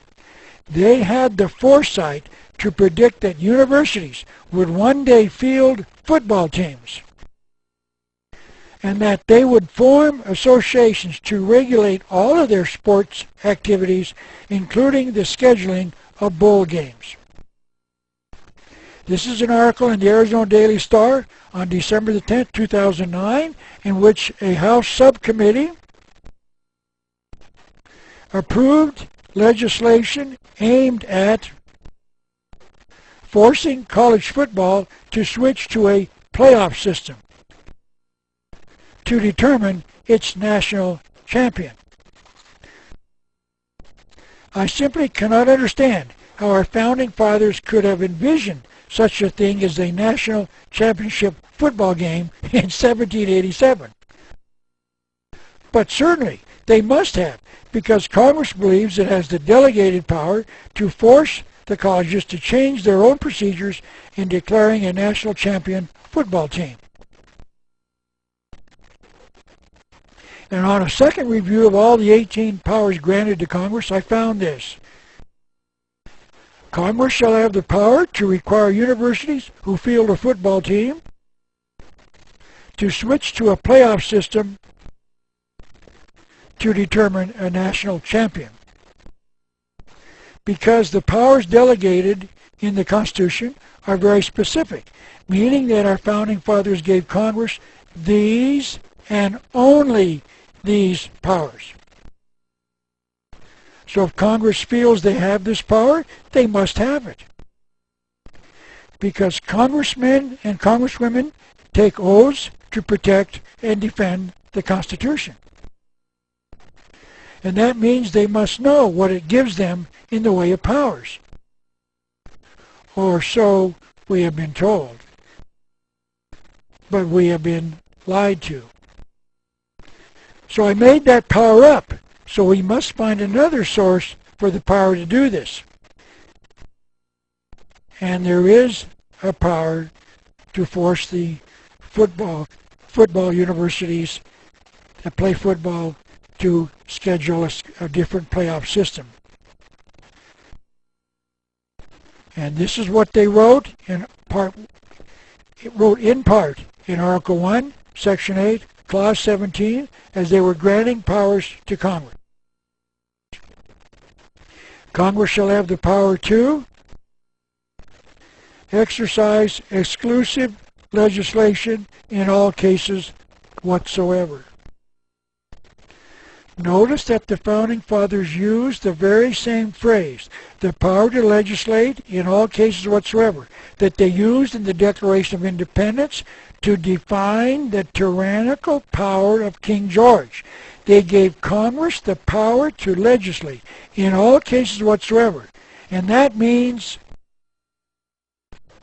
they gave Congress tyrannical power. The Constitution was written only 11 years after the writing of the Declaration, and many of the people signing the Declaration also signed the Constitution. It is impossible not to conclude that the Founding Fathers gave Congress tyrannical power. They did so in Article 1, Section 8, Clause 17. So that means that Congress must know that they have the power to force the universities to switch to a playoff system. They must know that they have total, unlimited power. And that power was given to them by the Founding Fathers in Article 1, Section 8, Clause 17. The power to exercise exclusive legislation in all cases whatsoever. If I had the power to time travel back to the year 1787, while the Founding Fathers discussed the writing of the Constitution of the United States, and suddenly appear, I would not be too kind, because I knew what they were doing to the future of this nation. I would tell them that I knew what sort of document they were going to write, and that I considered them to be contemptible traitors to the American people. Because what they did to the American people is one of the most disgusting treacheries in the history of mankind. Because they did not inform the American people just what they were doing, because they knew that if they did, they would never be allowed to do it. And now we know just what the future they envision for us is, and I must say it is not pleasant. Let me now get current and discuss why the Congress feels it has the power to create a health care system that is close to passing here in December of 2009. This is President Barack Obama at a campaign rally, and the slogan behind him reads, "Change we can believe in." One of the changes he was campaigning for was a call to remake this nation's healthcare system. So the question is, where is the delegated power to do such a thing? Is there such a delegated power in the listing of the specific powers in Article 1, Section 8 of the United States Constitution? And any fair reading of those powers does not reveal any such delegated powers. But they do have this power. It is listed in Article 1, Section 8, Clause 17. Congress shall have the power to legislate in all cases whatsoever. Now, it is important to notice that the writers of the Constitution did restrict that tyrannical power to just one place, Washington, D.C.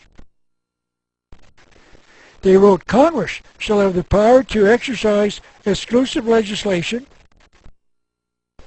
in all cases whatsoever over such district as may become the seat of the government of the United States, meaning Washington, D.C. So the original intent was to limit this tyrannical power to the seat of the government of the United States, shown here by the map. It is also important to recall that the Constitution was written by the people of the United States of America.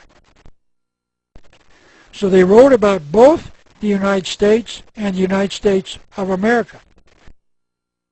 This tyrannical power was intended to be extended only over the 10 miles square of Washington, D.C. They have limited power in the United States of America. That means that there are two constitutional governments in America, the United States of America and the United States. But the story of how this power has spread all over the remainder of the United States is very interesting. There was not much concern with the tyrannical government of the United States until the 13th and 14th Amendments were passed in 1865 and 1868 after the Civil War. Let's examine the 13th Amendment first. It reads, "Neither slavery nor involuntary servitude, except as a punishment for crime, shall exist within the United States." Now, slavery is a situation where one person has lost his freedom to another.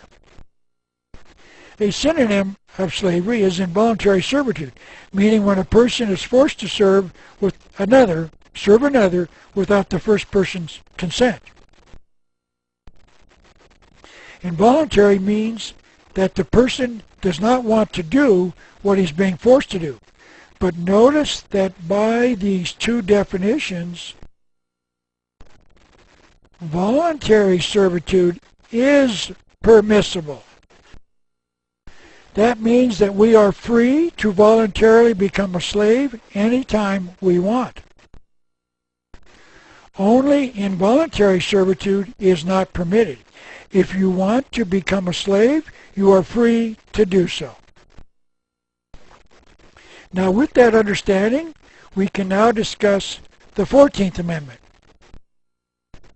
That one reads, "All persons." Notice that the word is changed from people to persons.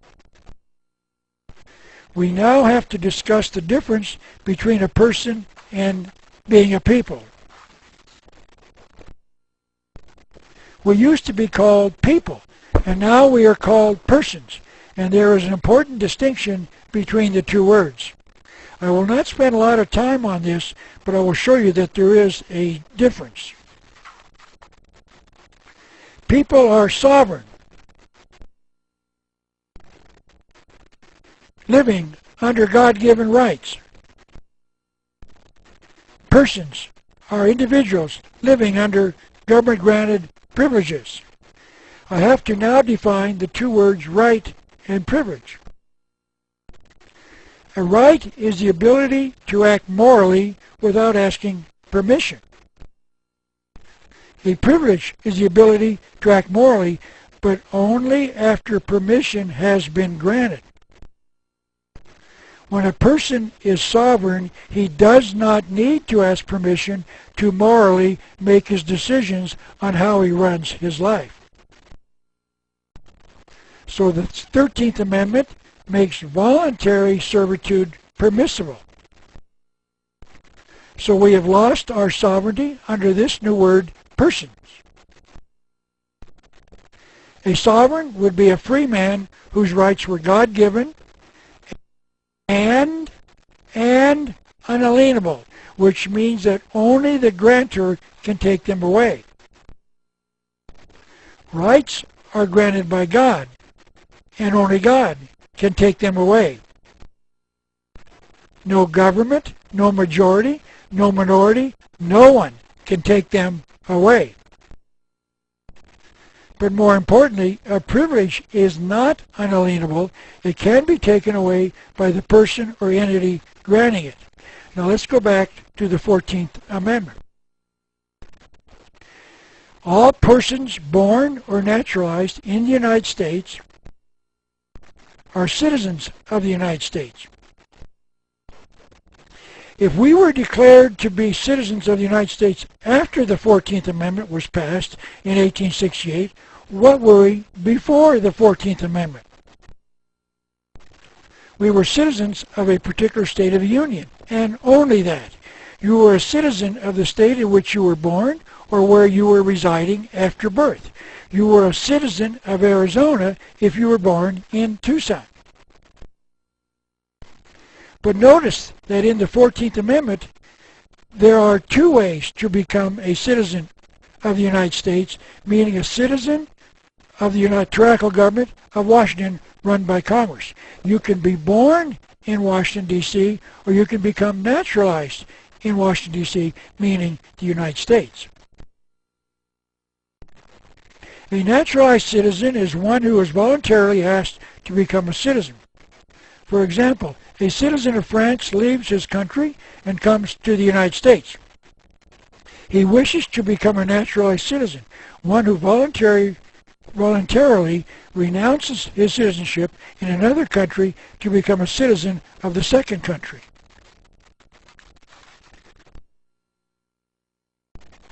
So once you are acknowledged as a citizen of the United States, you must agree to their jurisdiction over your person.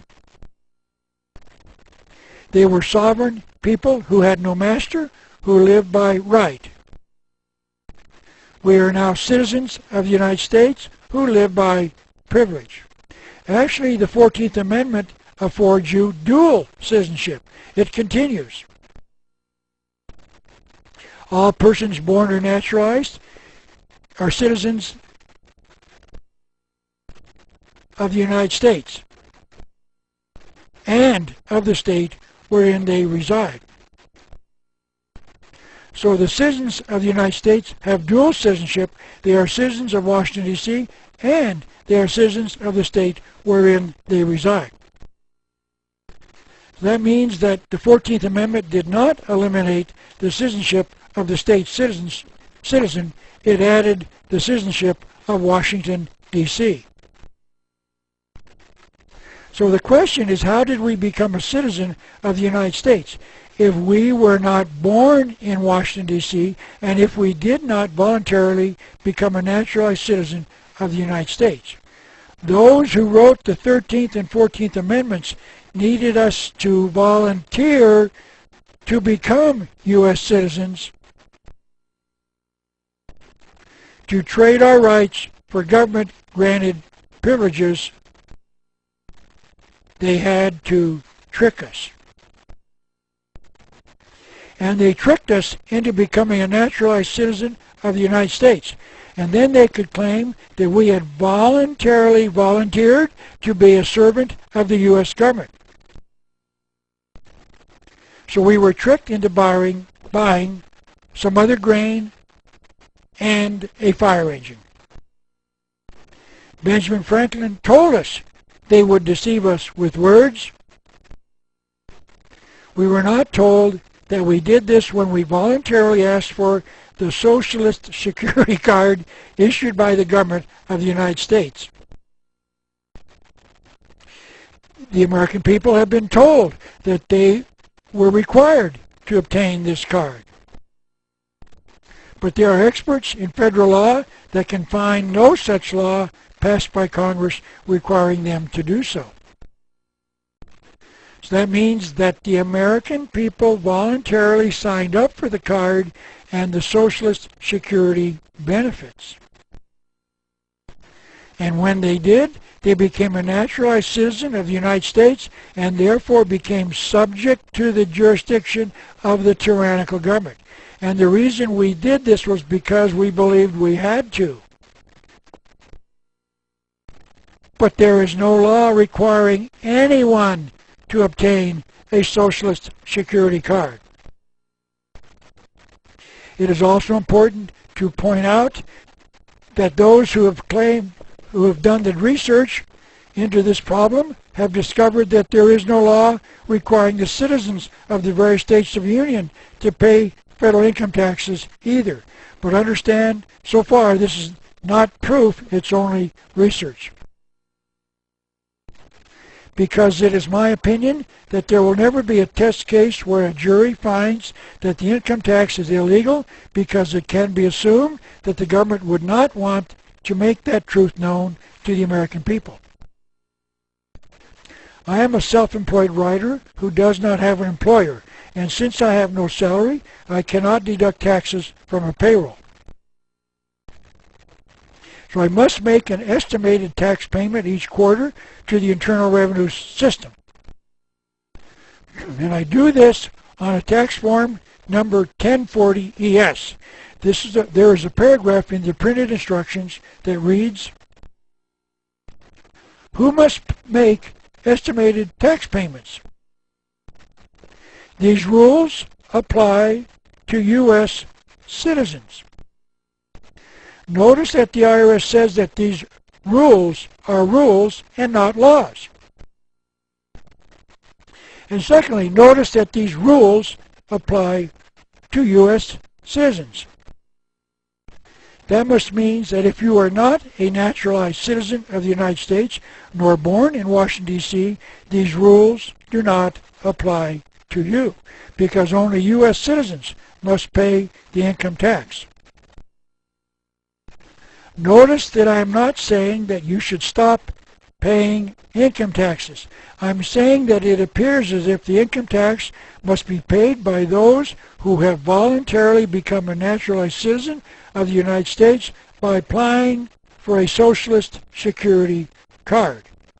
Let me just repeat what Article 1, Section 8, Clause 17 authorizes Congress to do. Congress shall have the power to legislate in all cases whatsoever. And that is unlimited power. They have the power to enforce law where there is no law. Everything that Congress is doing today is constitutional. Remember, I will repeat it. They have unlimited power, and it was given to them by our founding fathers. And who were our founding fathers? They were members of the Masonic Lodge, the Order of the Quest, and or the Illuminati.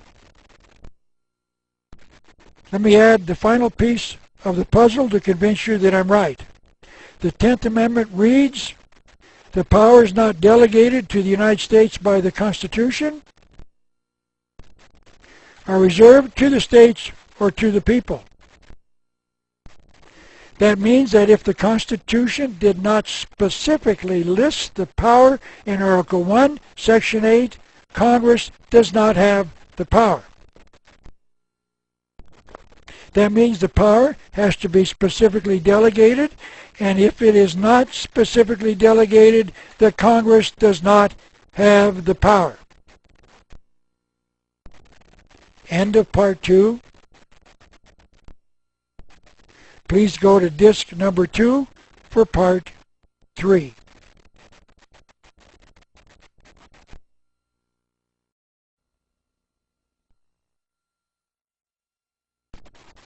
America's Secret Destiny, Part 3 of 4. This is James Madison, the 4th President of the United States. He has been called the father of the Constitution during the deliberations on this document. He, along with Alexander Hamilton and John Jay, were asked to write a series of articles for a newspaper in New York City as an effort to explain the type of government they were creating. These essays have been published as the Federalist Papers so we can know what our founding fathers were thinking as they wrote the Constitution. And Mr. Madison discussed the delegated powers in Article 1, Section 8 with these words.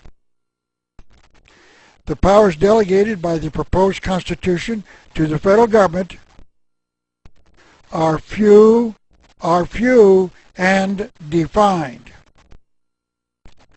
Those which are to remain in the state government are numerous and indefinite. So Madison was saying that the only powers the United States has are few and defined, meaning they have to be listed. And if they are not listed, the United States does not have them. And to put the final argument to Madison's position, I would like to quote the 10th Amendment to the Constitution once again. It reads, the powers not delegated to the United States by the Constitution are reserved to the states or the people. So Congress only has delegated powers, or in the words of James Madison, these powers are few and defined. But Congress has funded the following items: stem cell research, space capsules, Hubble space telescopes, and trips to the moon, amongst other things. Where is the delegated power to do each of these things? If the Constitution does not specifically say Congress shall have the power to tax the people for stem cell research, Congress does not have the power to fund stem cell research. How could the Founding Fathers ever conceived of such a thing as stem cell research back in 1787?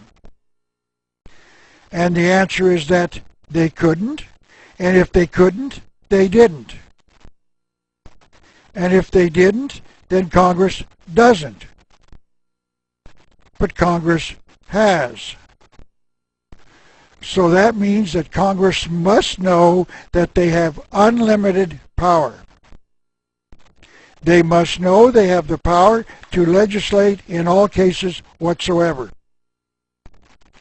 So they must know that they should never tell the American people they have this unlimited power.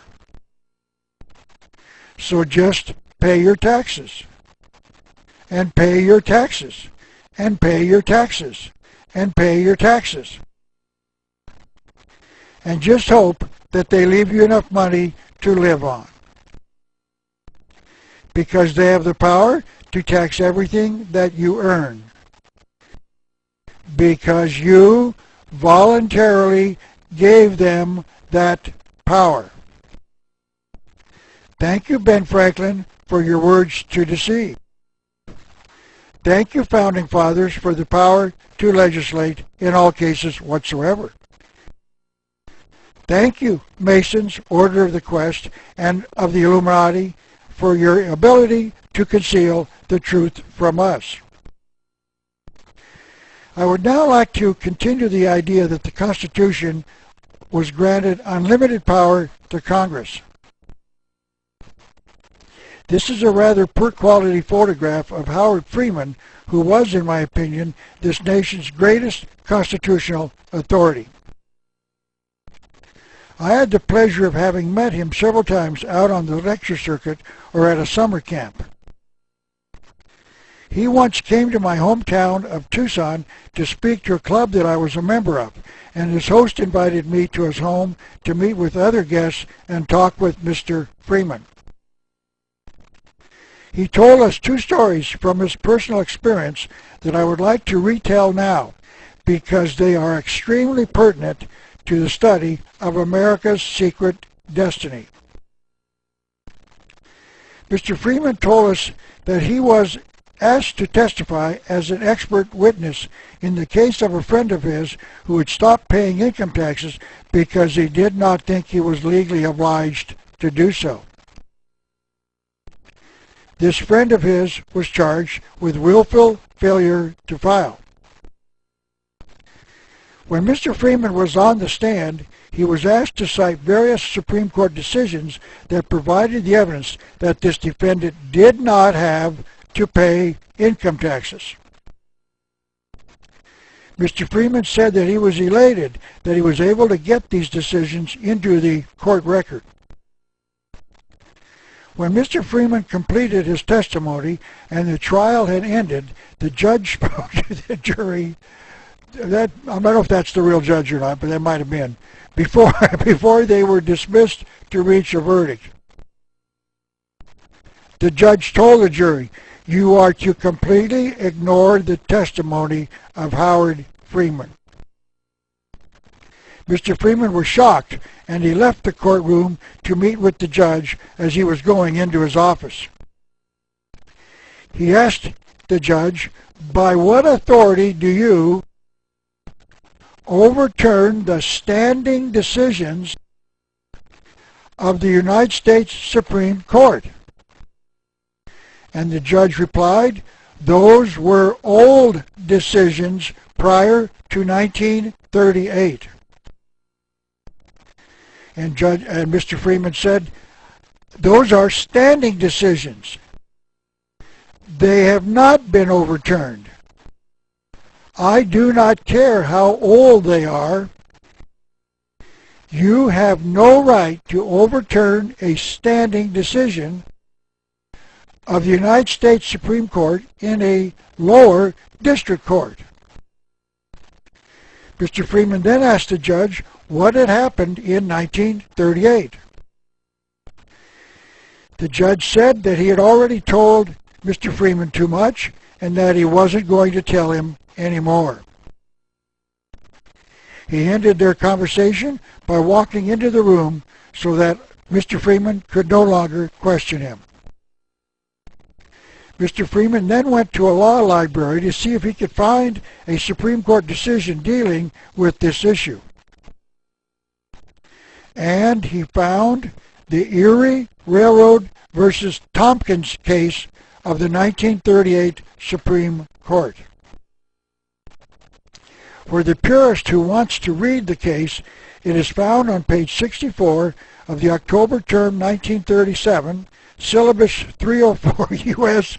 Certiorari to the Circuit Court, I don't know how to pronounce that, Court of Appeals for the Second Circuit, number 367, argued January the 31st, 1938, decided April 25th, 1938, and there's the case on the right side of this screen.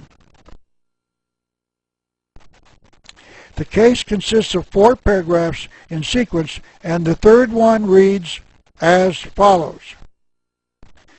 There is no federal general common law. And it now becomes important to discuss what the common law is, and I'll make it brief since I am not an expert on the subject. The simplest explanation of the common law is this. Man is only guilty of harm if he damages another person's property or injures his person, which means there is no damage unless someone or something is injured. The Constitution used to be this nation's common law, but according to this judge, the Supreme Court ruled that the Constitution was no longer the supreme law of the land. Mr. Freeman then told us that a short time later he met a retired state Supreme Court justice who told him that they needed to talk.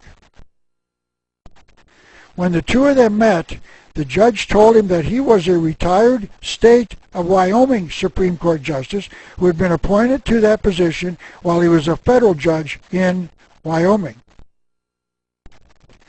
He then asked Mr. Freeman not to reveal his identity because he could, quote, get into a lot of trouble, end quote, by revealing too much. Mr. Freeman agreed that he would not ever reveal his name in any of his discussions of the proceedings in the courts of America. And the judge told him this story. In 1938, notice the year, 1938, all the higher judges, higher federal judges, the top attorneys and the U.S. attorneys were called into a secret meeting by President Franklin Roosevelt, who recalled to their attention that in 1933 he had suspended the redemption of our gold certificates in gold. This is a sample of a gold certificate. You will notice that America's money used to have a promise to redeem the paper certificate in gold with these words as shown in the red rectangle. This is to certify that there is on deposit in the Treasury of the United States of America $100 in gold, payable to the bearer on demand.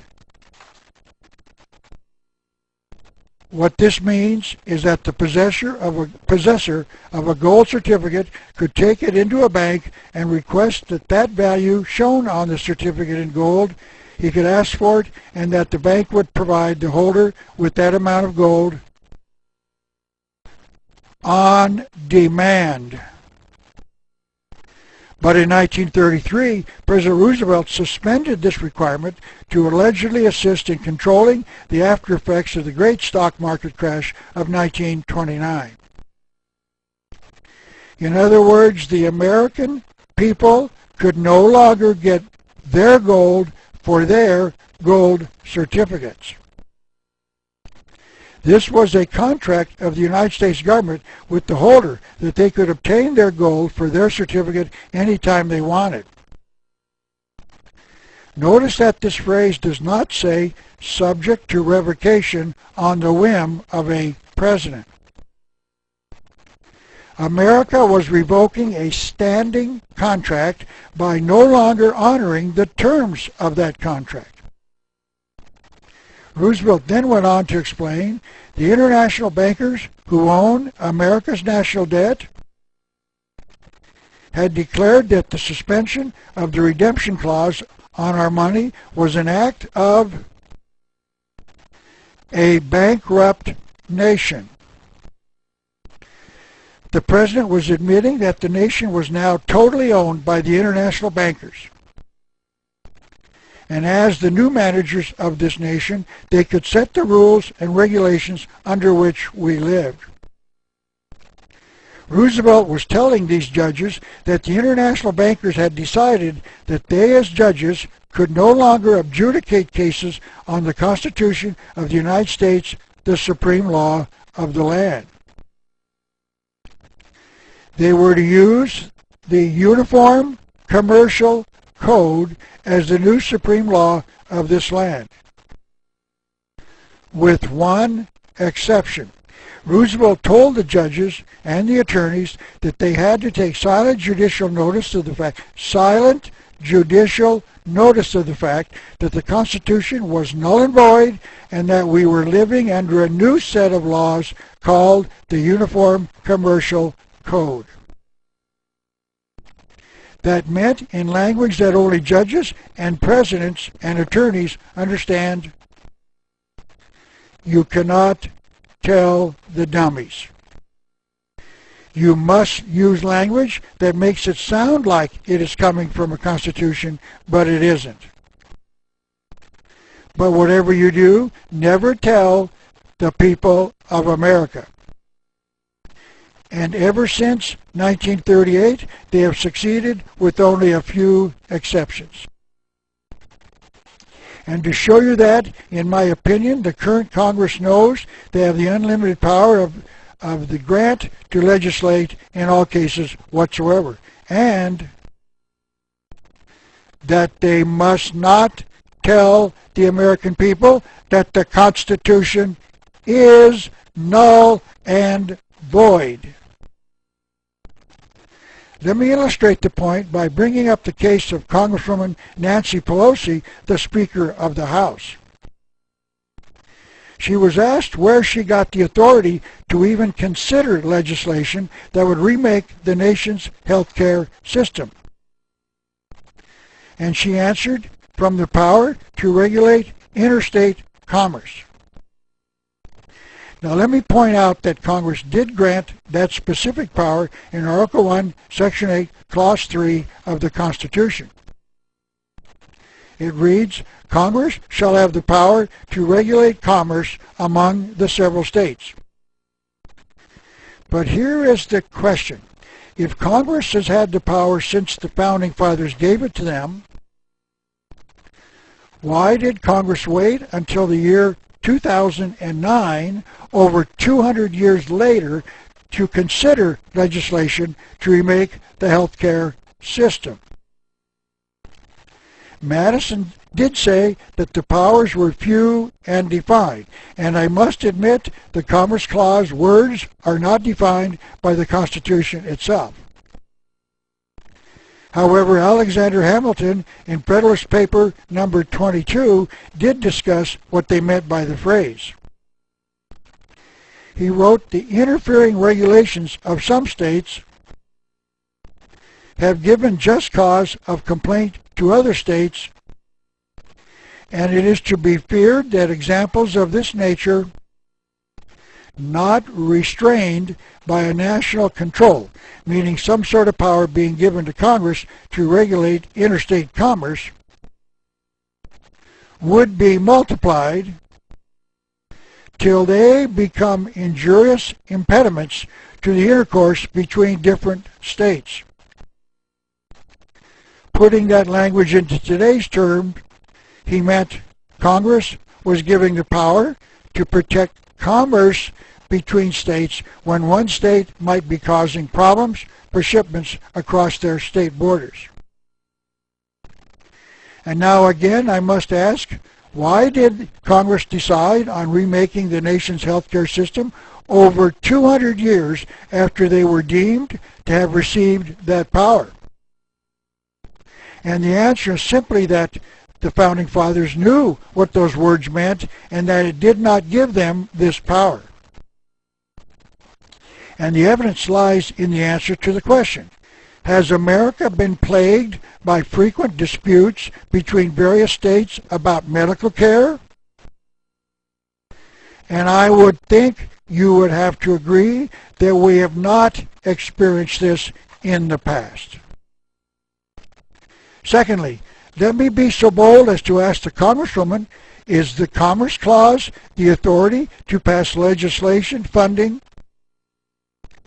trips to the moon, space telescopes, space satellites, stem cell research, and any other purpose not known to the Founding Fathers? Because none of those powers were granted to Congress either.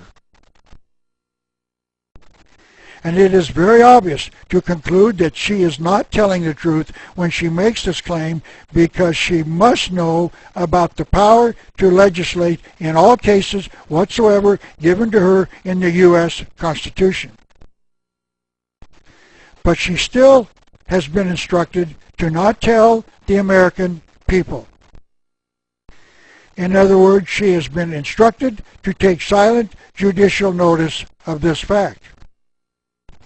So she makes up this absurd claim to cover the fact that she simply cannot tell the American people the truth. And I will explain why this legislation is being considered and quite likely will pass towards the end of this presentation. But suffice it to say that I believe that Congress does know that they have the unlimited power of Article 1, Section 8, Clause 17, the power to legislate in all cases whatsoever. In other words, they have the power to do whatever they jolly well want to do. Yes, the sign on the podium in front of the Congresswoman tells us what she believes in: a new direction for America. Congresswoman Pelosi believes in a broad power to do whatever she and the majority of the Congress wants under the Commerce Clause. Apparently she had never read this quotation from Thomas Jefferson, the principal author of the Declaration of Independence and the third President of the United States. This is what he said about the Constitution and her liberal interpretation of the Commerce Clause. Free government is founded in jealousy and not in confidence. It is jealousy which prescribed limited constitutions to bind down those whom we are obliged to trust with power. That our Constitution our Constitution has accordingly fixed the limits to which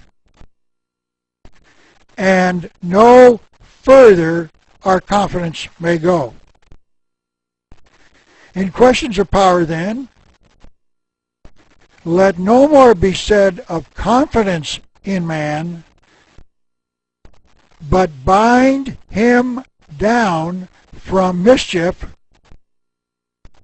by the chains of the Constitution. It seems to me that Jefferson was certainly a champion of delegated powers, meaning that Congress has only very specific powers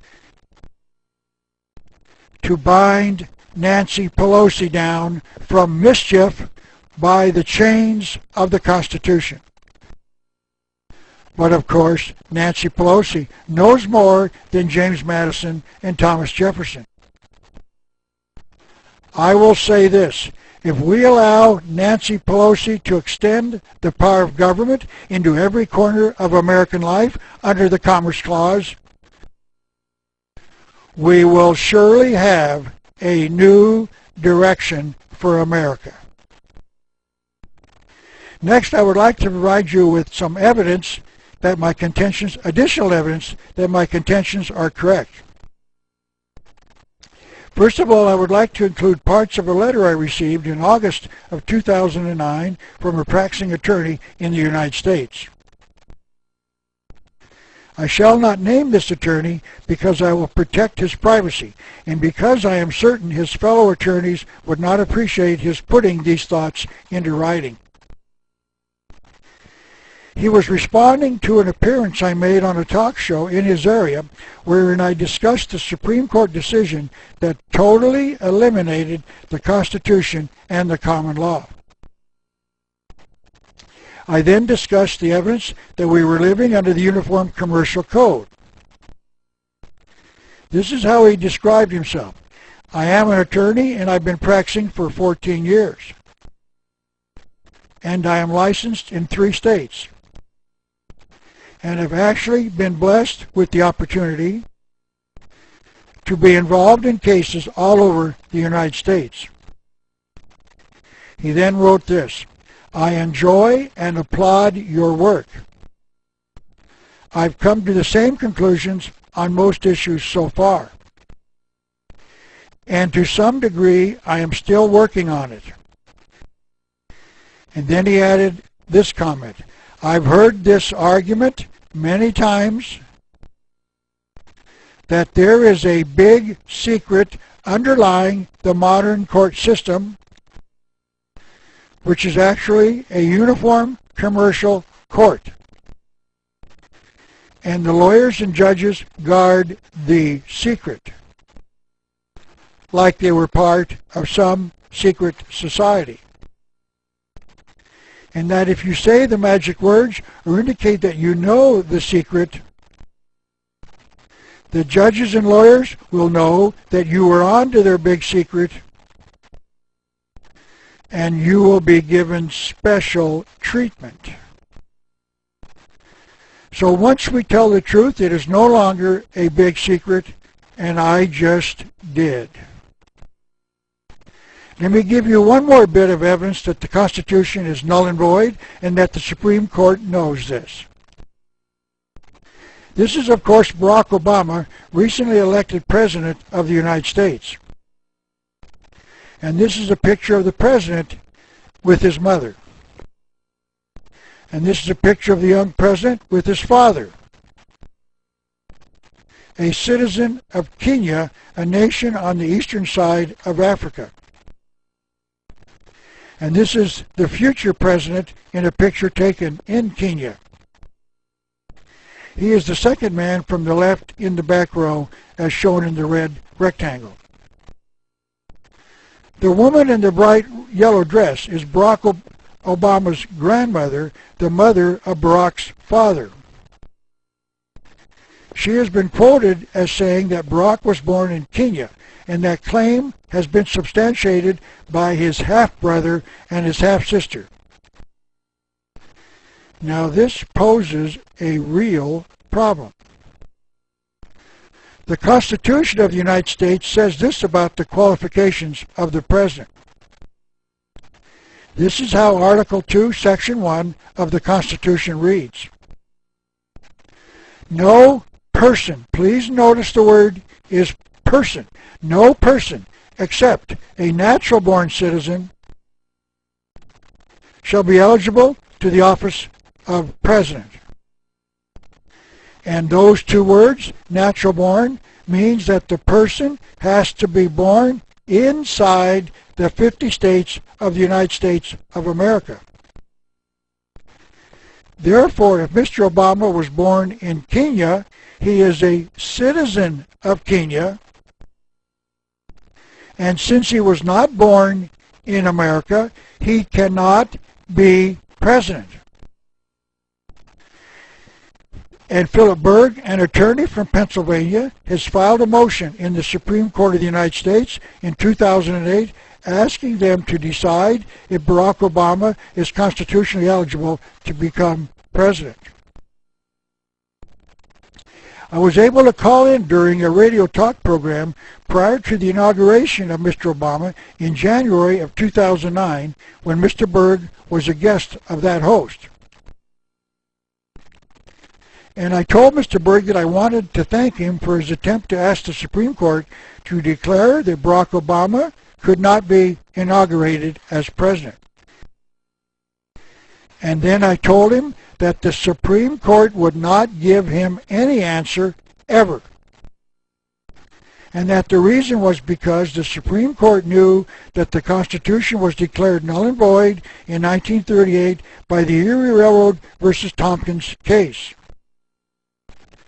And that the Supreme Court, like all courts in this nation, has taken silent judicial notice of that fact.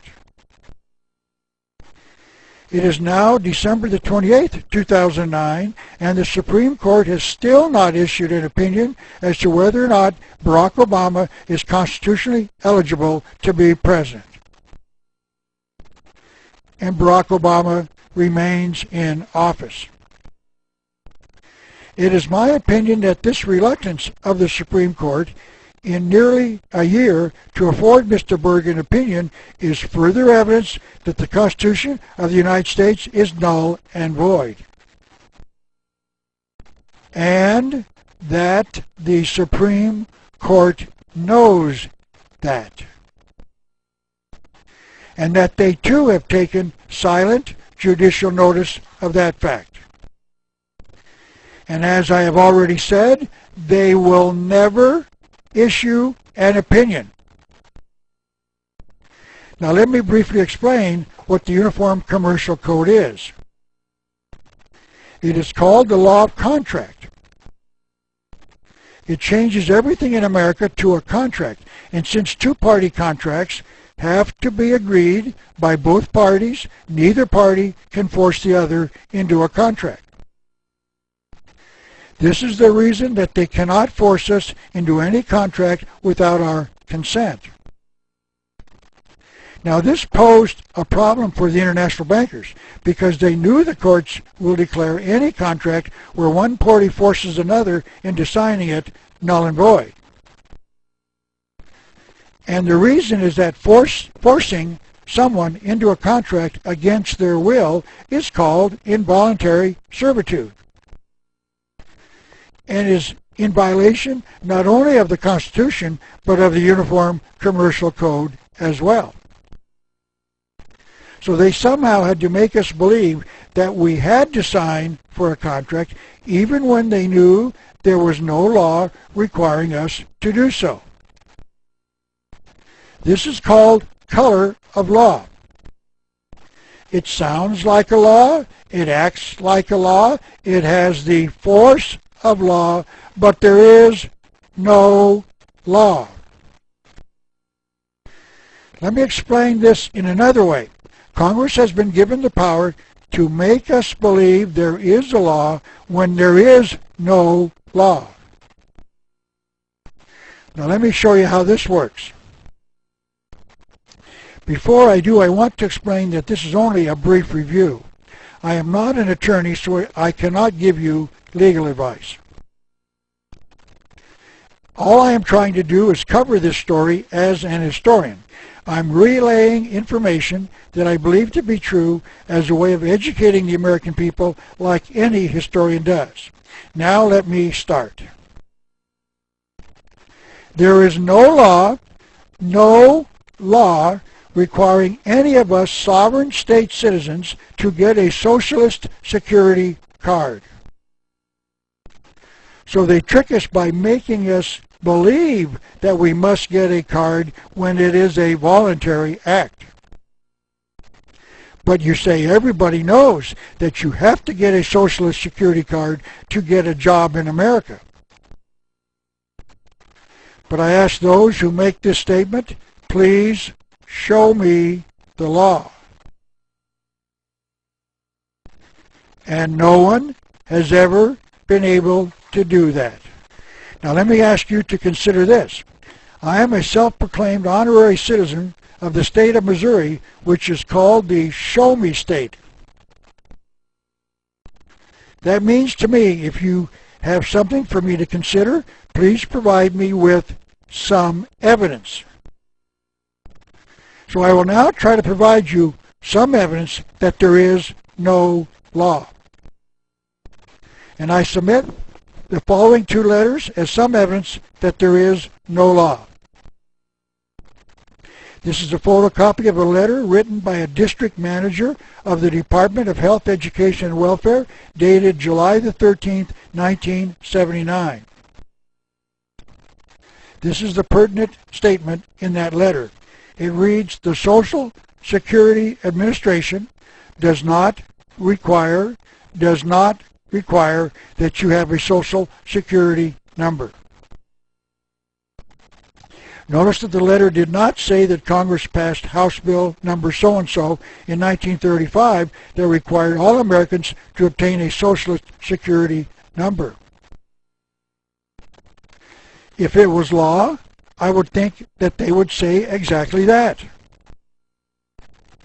This is a copy of a January 10th, 1990 letter from a claims representative of the Health and Human Services Department of the U.S. government. And this is the sentence I wish to discuss. It says, Social Security is a voluntary system in that no one is required to get a number. That means to me that we do not have to volunteer to get a number, and that we can only get a number if we volunteer for one. But once we get a Social Security number, we're obligated to use it by contract. Because we have become a naturalized citizen who has voluntarily become subject to the most oppressive government ever devised by man. So now we see that the Constitution is null and void, and that each one of us who has a Social Security card is a naturalized citizen of the most powerful government in the history of this world.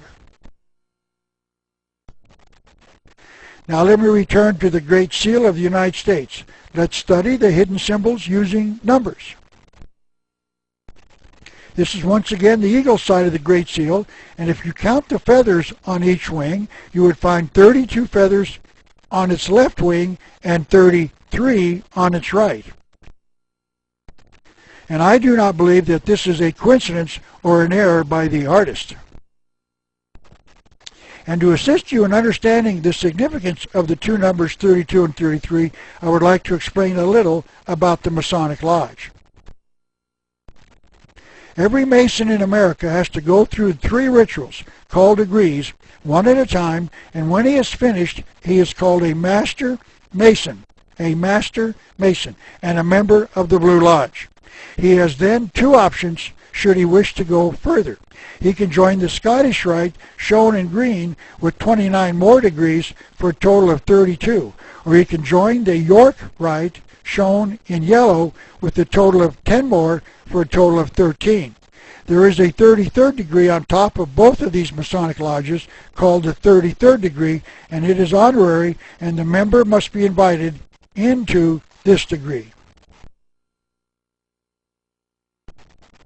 There seems to be evidence that this 33rd degree of Scottish Rite runs the entire worldwide Masonic Lodge, so they are extremely important. Now this is the eagle side of the Great Seal of the United States again. Notice that the eagle is looking towards the side with the 33 feathers.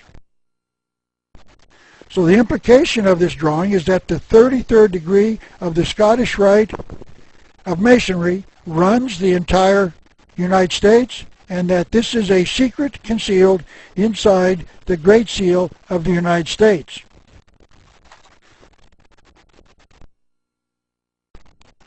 I remember in my high school civics class that there was a debate amongst this nation's founding fathers over whether the bald eagle or the American wild turkey should be the national bird of this nation. But my research shows that there was no debate at all. The eagle was always intended to be the national bird from the very beginning, and that the appearance of the debate was a ruse and a scam, another fire engine, or some other grain. In the books written by the key Masonic writers, the Lodge and others will convince the researcher that the eagle was an important symbol of something else. The following are 6 quotes on the subject, 5 of which were written by members of the Masonic Lodge. I will not cite the sources of each quote, but just show you the quotes without attribution. The eagle is a symbol of initiation. The eagle is of great antiquity, a symbol of the sun. The eagle was sacred to the sun. The eagle was a bird consecrated to the sun. The eagle represented the Egyptian sun god, Amun-Ra. And the following quote is one of the explanations as to why the eagle is sacred to sun worship. The eagle is also supposed to be the only creature that can look directly into the sun. Now this is an interesting observation. If a human looks directly into the sun, it is quite likely that this person will go blind. But in this quote, the author was saying that the eagle can look directly into the sun without being harmed. But there is a symbolic and concealed meaning behind this statement. It conceals the symbolic thought that the eagle can get directly to the sun god and that man cannot. This appears to be the concealed meaning behind the symbology of the eagle. The eagle can do something that man cannot do, and early man apparently understood that fact, so he used the eagle as a symbol of the way to reach the sun god. But few Americans, if any, know what all of the symbols on the Great Seal mean. As I have briefly mentioned, the numbers 32 and 33 are significant to the Masonic Lodge, but the numbers show up in some rather interesting concealed locations. This is the symbol of the government of the Communist Union of Soviet Socialist Republics, meaning the old Russia. As you can see, it is a globe with what appear to be wheat stalks on either side. But the semicircle to the bottom appears to be out of place and without a logical explanation, especially when you count the rays protruding from the center, because there are 32 of them.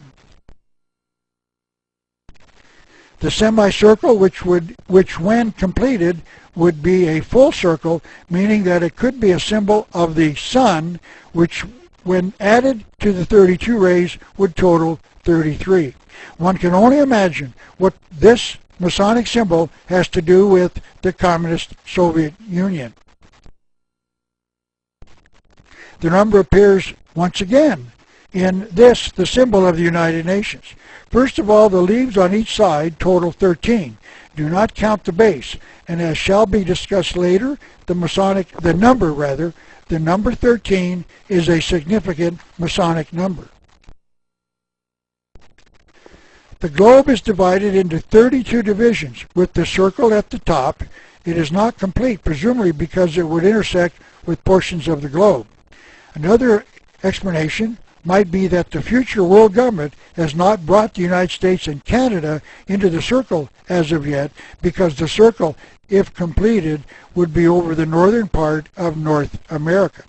And the circle plus the 32 divisions total 33 in the symbol. Once again, the Masonic numbers 32 and 33 are concealed in the symbol of the United Nations. While I am here, I would like to briefly discuss the connection between the numbers 13 and 33. We in America use a system of inches and feet as a measuring system, and a system known as the metric system uses millimeters and centimeters. If you compare a ruler of 13 inches in length side by side with a ruler of 33 millimeters in length, you will notice that the two rulers are the same length. And that is because the metric system was created by the Masons who caused the French Revolution of 1789. So this is one way you can say that 13 is equal to 33, a Masonic way of saying that Satan's number is equal to the number of the 33rd degree Masons who run the entire Masonic system. I would like to show you another concealed connection between the numbers 13 and 33. It is concealed inside the Masonic Lodge. As I said, the Masons have 3 degrees in what they call the Blue Lodge. The first degree Mason is called an entered apprentice, the second is called a fellowcraft, and the third is called a master Mason. The concealed connection is inside the 2 words Master Mason. First of all, the letter M is the 13th letter of the alphabet, and I do not believe that this is another coincidence. Now, if you separate the 2 M's from the 2 words and set them in the next 2 lines like this, and then turn the 2 words sideways, you can see that each M looks like the number 3, and the 2 of them together make them look like the number 33. So there is a concealed 13 and 33 in their choice of the words that describe their 3rd degree inside the Blue Lodge. There is a similar example of a concealed 33 contained in the name of Mickey Mouse, Walt Disney's first cartoon character. Mr. Disney and his brother Roy were members of the Masonic Lodge, and I believe Walt Disney named his initial cartoon character Mickey Mouse because he knew that this name concealed the number 33 in it. The same thing happens when you print the name Mickey Mouse and separate the 2 M letters. And then turn the name and the 2 letters sideways, and you get a concealed 33 in them as well. And notice this, there are 6 letters in the word Master and 6 letters in the word Mickey. There are 5 letters in Mason, and there are 5 letters in Mouse. Just another strange coincidence, I am sure. The Masons have been getting a lot of bad press recently, and the Masons are anxious to overcome that with favorable publicity. This is quite likely the reason that Walt Disney released 2 movies that gave a favorable image to the Masonic Lodge. The first one was the movie entitled National Treasure, released in the year 2004. And the second one was entitled Book of Secrets, and it was released in 2007. This is a picture of the room where the Security Council of the United Nations meets. If you count the number of lights in the circle of the ceiling, you would count 32 of them. 32 plus the circle they are in would be 33. Before I explain why the numbers 32 and 33 are significant, let me show you other instances where the numbers show up. This is a drawing of a woman carrying the Olympic torch through a worldwide run to publicize the Olympics to be held a few months later. According to the Olympic Committee, the torch is 32 inches long, and the flame on top would be the 33rd object. This photograph shows how the first torch is lit. The caption underneath the photograph says, Greek actresses dressed as high priestesses go through a dress rehearsal for the lighting of the flame at Olympia. So the flame is not lit by a match, but by the rays of the sun focused through a magnifying disc. So it is the sun god who lights the first torch and is lighted on Mount Olympus, where the Greek gods allegedly reside. Now I would like to start an explanation of why these two numbers 32 and 33 are significant and what they symbolically represent and why that is significant in America's history. This drawing shows Quetzalcoatl, a Latin American sun god, possibly descending from heaven on a ladder with 32 rungs. If the place he is coming from is heaven, that would mean the 33rd rung on the ladder. This is an important drawing for reasons that will be discussed later. By the way, that drawing shows that a modern-day rock and roll musician was once worshipped as a god even before he was born. This is a close-up of the guy in the upper left of the main drawing, and it clearly shows that Ringo Starr, the drummer for the Beatles, was once worshipped as a god in Latin America. Now, I'm sorry, that was supposed to be funny and it wasn't. As I said, Ringo was worshipped way before he was even born, and if you believe me, I would like to sell you some swampland here in Arizona.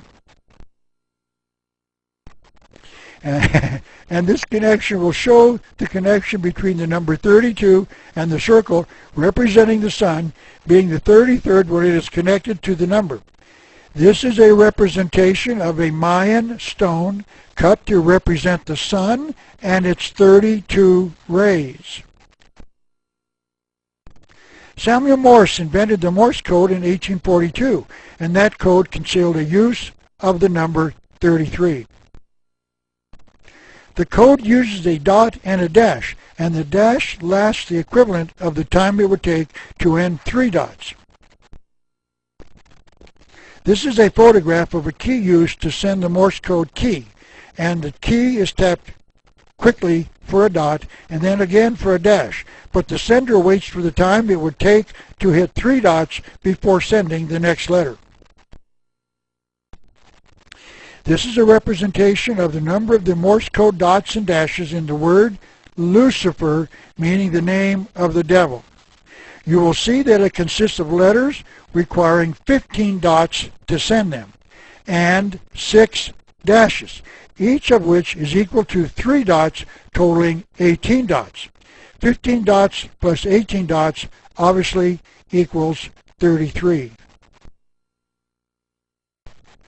Just another strange coincidence, I am sure.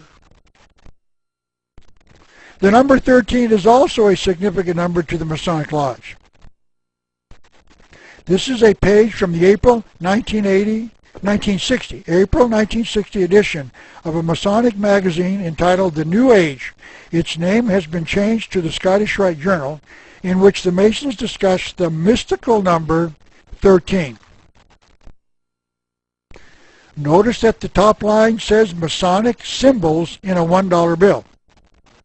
The article says that the number 13, used repeatedly in the Great Seal of the United States, was not a coincidence. They wrote that the number has a significant Masonic connection. The article says that there were 13 leaves in the olive branches in the Great Seal, 13 bars and stripes, 13 arrows, 13 stars in the green crest, and 13 layers of stone in the pyramid. This means that the Masons are claiming that the number 13 has a Masonic importance. Now, there are some that claim that the reason that the number 13 is significant on both sides of the Great Seal is because there were 13 states in the original Union of States that formed the federal government. But it appears as if the number has a hidden significance, and that those who founded this nation waited until there were precisely 13 and not 12 or 14 states before they created the United States. But the Masons are claiming the number as one of their own, and shows, at least in this one instance, that the Masons were directly involved in the founding of this nation, and that one of the reasons we can know that is because of their interest in the number 13. But before we examine the number 13, there's another reason that the Founding Fathers selected the American eagle as our national symbol, and that is the fact that The two words American Eagle have exactly 13 letters in them. But this is not the only hidden use of the number 13. The words E pluribus union, one of the nation's Latin slogans, reportedly translated into one out of many, also have 13 letters in the words.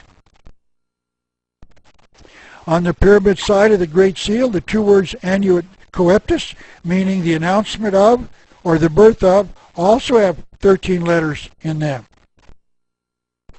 There are 13 examples of the letter A on the front of the dollar bill, like finding the letter A in the words federal, states, and America, etc. There are 13 courses of stone on the pyramid. The words "In God We Trust" on the back of the dollar bill have 12 letters in them, and if you add the number of the word 1 to the 12, you get 13. The reverse of the dollar bill contains 13 examples of the number 13, like 13 olive leaves, 13 vertical stripes, etc. And the number 33, I believe, signifying the 33 degrees of the Masonic Lodge, shows up frequently as well. The words "the United States of America" at the top of both sides of the dollar bill have 24 letters in them, and the words $1 have a total of 9. Add the two together and you get 33. The word "one" has 9 parts in them, meaning 2 in the letter O, 3 in the letter N, and 4 in the letter E. If you total the shadows behind the letters, they total 11. If you add the 9 plus the 11, you will get a total of 20 units. Then you add the number 1 itself and the 12 letters in the words "In God We Trust," and you get, strangely enough, a total of 33. So the Masons have concealed their involvement in the dollar bill all over it. And only a few Americans know the true meaning of these symbols. This is a drawing of a popular flag utilized by the Americans in the Revolution of 1776. The words in the phrases "and appeal to God" and "don't tread on me" both have 13 letters in them. Please notice the snake wrapped around the tree. I will explain its significance a little later. But there are other concealed Masonic symbols in this flag. The words "in evergreen tree," meaning what appears to be an evergreen tree in the drawing, have 13 letters in them. So it was not a coincidence that these phrases have significance to the Masonic Lodge and have symbols, or were symbols selected for the flag. And by the way, the "an appeal to God" and "don't tread on me" also have 13 letters on them. Another series of hidden symbolism occurred in the selection of July the 4th, the founding date of this nation. The words have 13 letters in them. But there is another more important concealed symbol in that date, which I will explain later. The year 1776 has a hidden symbolism as well. The last two numbers in the date, meaning the 7 and the 6, when added together, total 13.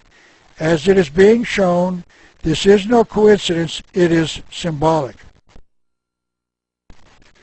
The Founding Fathers waited precisely 13 years between 1776 and 1789 to form this nation's first government. George Washington, a very visible member of the Masons, had 12 other generals on his staff. 12 plus himself equals 13. A total of 13 people worked on the Great Seal of the United States. The Navy of the United States had a committee of 13 controlling all naval affairs, and the first fleet of ships had precisely 13 ships in it. The Confederate flag of the South, utilized during the latter stages of the American Civil War, had 13 stars on it. And if you presume that each star stood for an individual state, as it did in the American flag, there should have been only 11 stars in the Confederate flag because there were only 11 states in the Confederacy. This flag was adopted as the flag of the Confederacy in 1863, about midway in the Civil War, which lasted from 1861 to 1865. There is no way that the 11 states were anticipating the addition of 2 more states to their cause, so that there would have been 1 star for each state. 11 states started the Civil War in the Confederacy, and 11 states finished it. There is one more startling bit of evidence to consider about the involvement of the Masons in the planning of the Civil War. This is a map of the eastern part of the United States, showing a red line over the 33rd degree northern latitude. Latitudes circle the globe parallel to the equator, which means that there are 2 33rd degree latitudes, one called the 33rd degree northern latitude and the other called the 33rd degree southern latitude. The city of Charleston, South Carolina is underneath the 33rd degree northern latitude.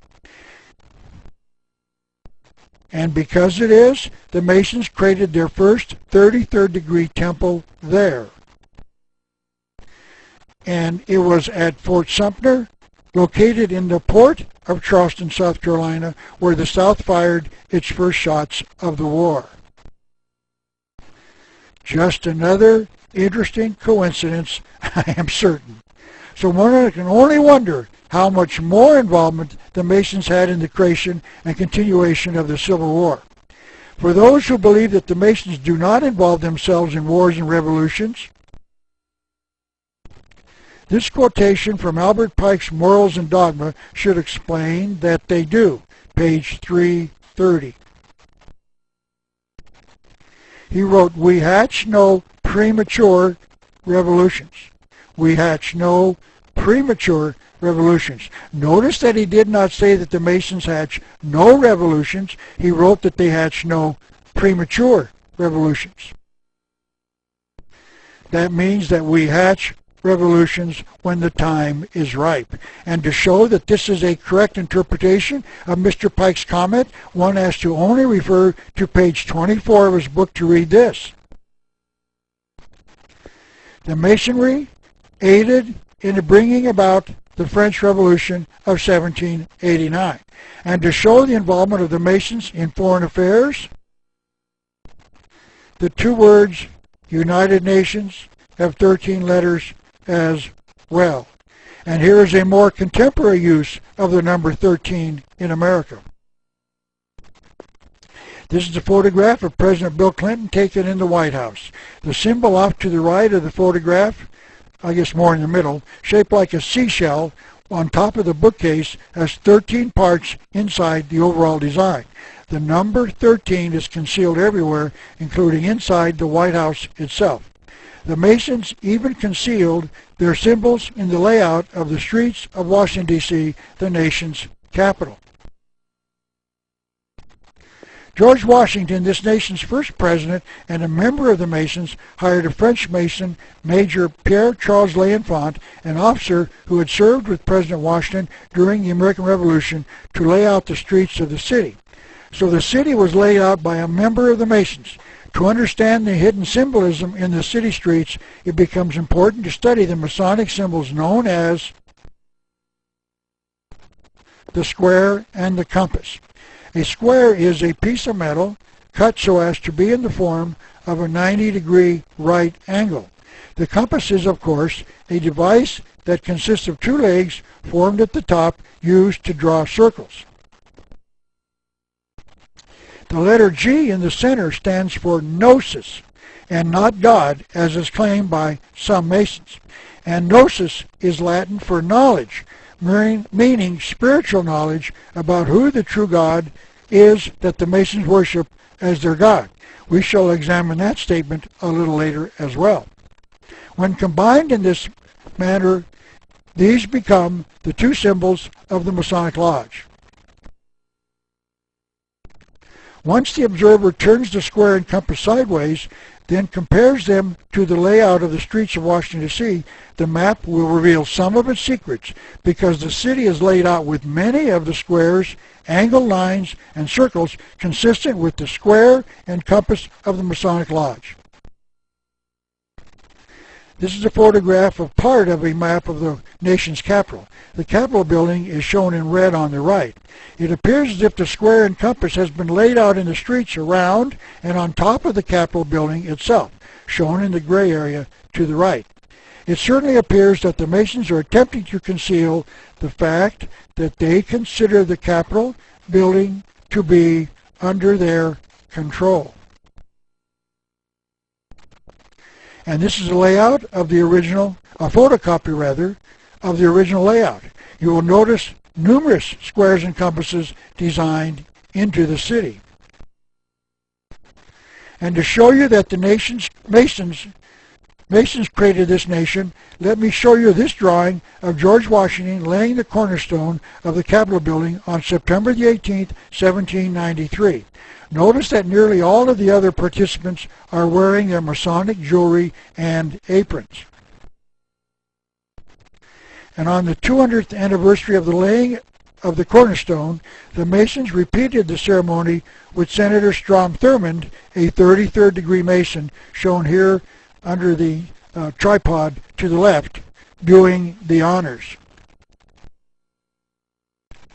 So it appears as if Albert Pike was correct when he wrote in his book entitled Morals and Dogma, "The world will soon come to us," meaning the Masons, "for its sovereigns," apparently meaning its governmental leaders, and pontiffs, apparently meaning its religious leaders. "We shall be rulers over the masters of the world." So the Masons will be the secret power behind the religions and the governments of the world. It appears that the American people have been, quote, "coming to us," unquote, meaning the Masons, for over 200 years for its sovereigns. End of part 3. Please hold for part 4.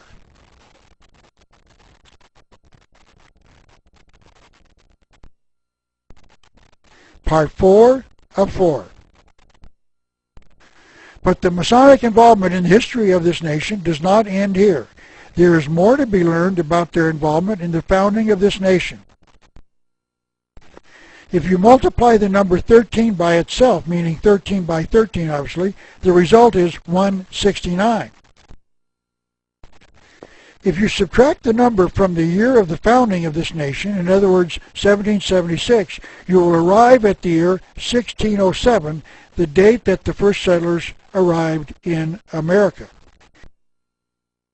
If you add the number 169 to 1776, you will get the year 1945. The year that Harry Truman, the President of the United States, dropped the 2 atomic bombs on Christians in Hiroshima and Nagasaki in Japan. By the way, Harry Truman did not have to drop those 2 bombs to end World War II with Japan. He knew that Japan was trying to surrender. That is all documented in my book entitled The Unseen Hand.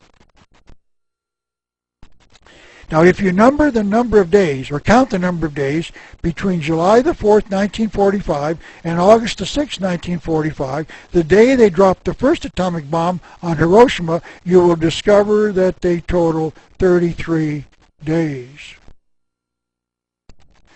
And in one more coincidence, if you add the number of the letters and numbers in August the 6th, 1945, you will find that they total 33.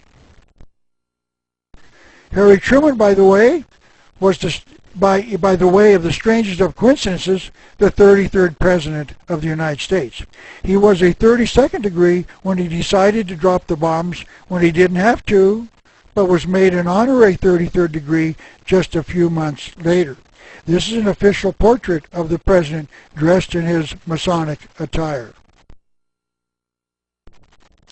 The Ku Klux Klan was founded in 1867, and if you will notice, there are 3 K's in their name.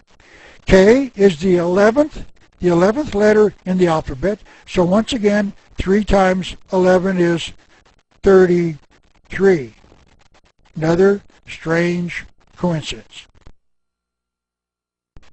World War I ended on the 11th hour of the 11th day of the 11th month, and the sum of the 3 11s is obviously 33.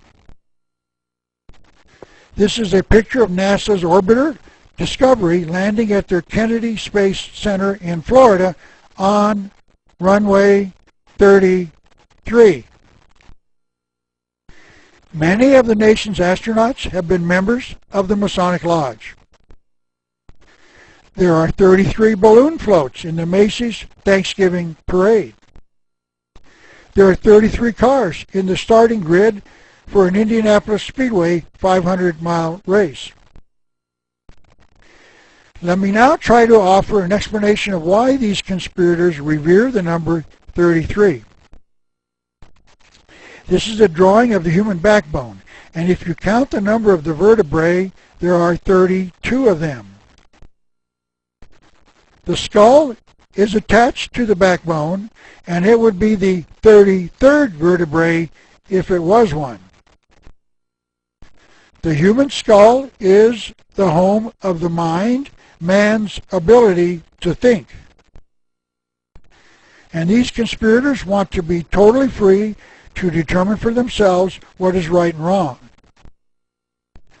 So that is why they revere the number 33.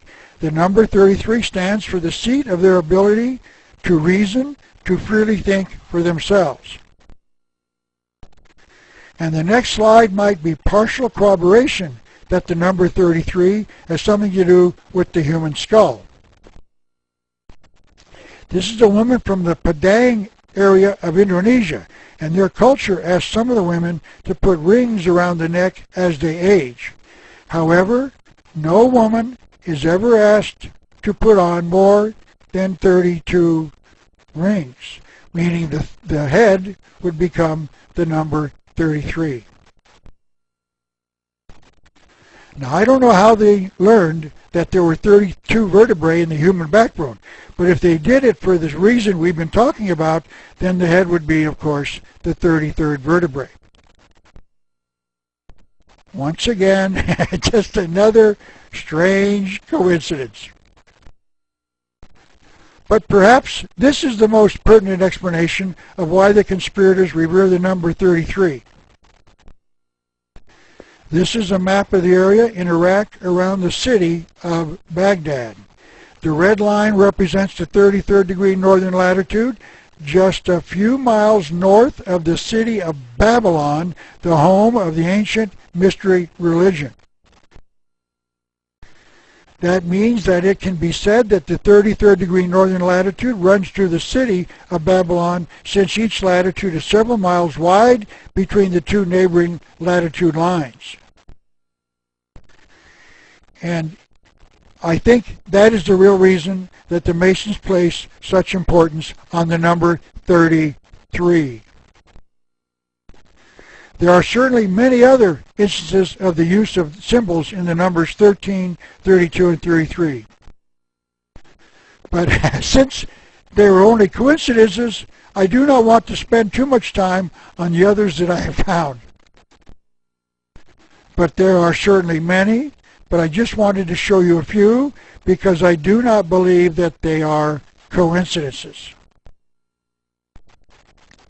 And to show you that the Masons are major players in the past, let me show you confirmation of this fact from two quotations taken from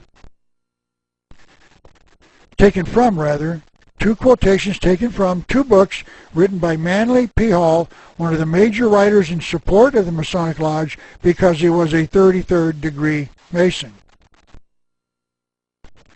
Masonry is the most powerful organization in the land.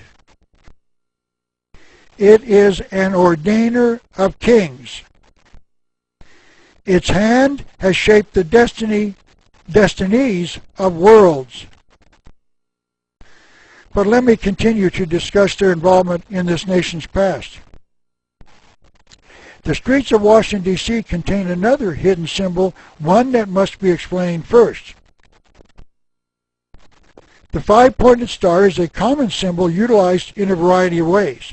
The star on the left is a photograph of one of the stars in the flag of the United States, where each of the 50 of them symbolizes one of the 50 states. That star is placed with one of its 5 points up and 2 of its points down. However, the star can also be reversed so that only 1 point is down and 2 are up. And that, of course, is represented by the star on the right. This star, with 1 point down, is a symbol of the Eastern Star, a Masonic organization for women. And here is the Eastern Star shown on a fez, a hat apparently worn by members of this Masonic group. This difference between the two stars are explained in a book entitled History of Freemasonry and Concordant Orders, published in 1891 by a series of 78 high-ranking members of the Masonic Lodge. One of their members, William R. Singleton, a 33rd degree Mason, wrote about the star in his article entitled The Divine Plan. This is that portion of the article showing the two stars, one with 1 point up and the other with 1 point down. Notice that the drawing on the right shows the head of a goat inside of it, obviously referring to the goat of Mendes, a symbol of the devil. This is how the article described the two stars. This star, having 5 points, 5 rays rather, represents God. All that is pure, virtuous, and good, when represented with 1 point upward. But when turned with 1 point down, it represents evil. All that is opposed to the good, pure, and virtuous. It represents the goat of Mendes. This is a drawing of the goat of Mendes shown on the cover of a book about witchcraft written by a practicing witch. Notice that the drawing shows a goat head on a human body. Notice also that the goat has female breasts, indicating that the goat is bisexual. This thought about the five-pointed star is repeated on page 101 of the same book. When the star elevates 2 of its points, it represents Satan, or the goat of the mysteries. And here is the five-pointed star laid out in the streets north of and above the White House, the box at the low middle of the map, the home of the President of the United States. By the way, the black rectangle shown on the top center is the 33rd degree Masonic Temple in Washington, D.C. I'm sure it is a coincidence that it is precisely 13 blocks north of the White House. Now I would like to discuss the connection between the number 13, the star, and Satan, also known as Lucifer or the devil. Standeo, in his book entitled The Cosmic Conspiracy, stated, 13 is the value assigned to represent Satan. But there are other explanations of the number 13, one of which was offered by Manly P. Hall, the Mason, who said that there were 12 great religions in the world, and the 13th was the one concealed inside the other 12. What I believe he was saying was that there was a secret worship of a particular god in each of the 12 other great religions. And my research has indicated to me that that particular god concealed in the 12 great religions of the world is Lucifer, also called Satan, or the devil. I would like to explain what this means. Let's say that all the believers in Osiris, the Egyptian sun god, are inside the circle. Everyone else is outside the circle because they do not believe in Osiris. Inside the circle is a small percentage of believers, shown by the red dot in the center, who share a common secret. And that secret is that Osiris is in truth Lucifer, also called Satan or the devil. Those who believe this are called adepts, princes, or illuminated ones, and their task is to keep the secret from the rest of the believers. This is what Mr. Hall was saying. And I would like to add my own opinion as to why the number 13 is significant to these conspirators. 6 is the number of man, and 7 is the number of completion or perfection.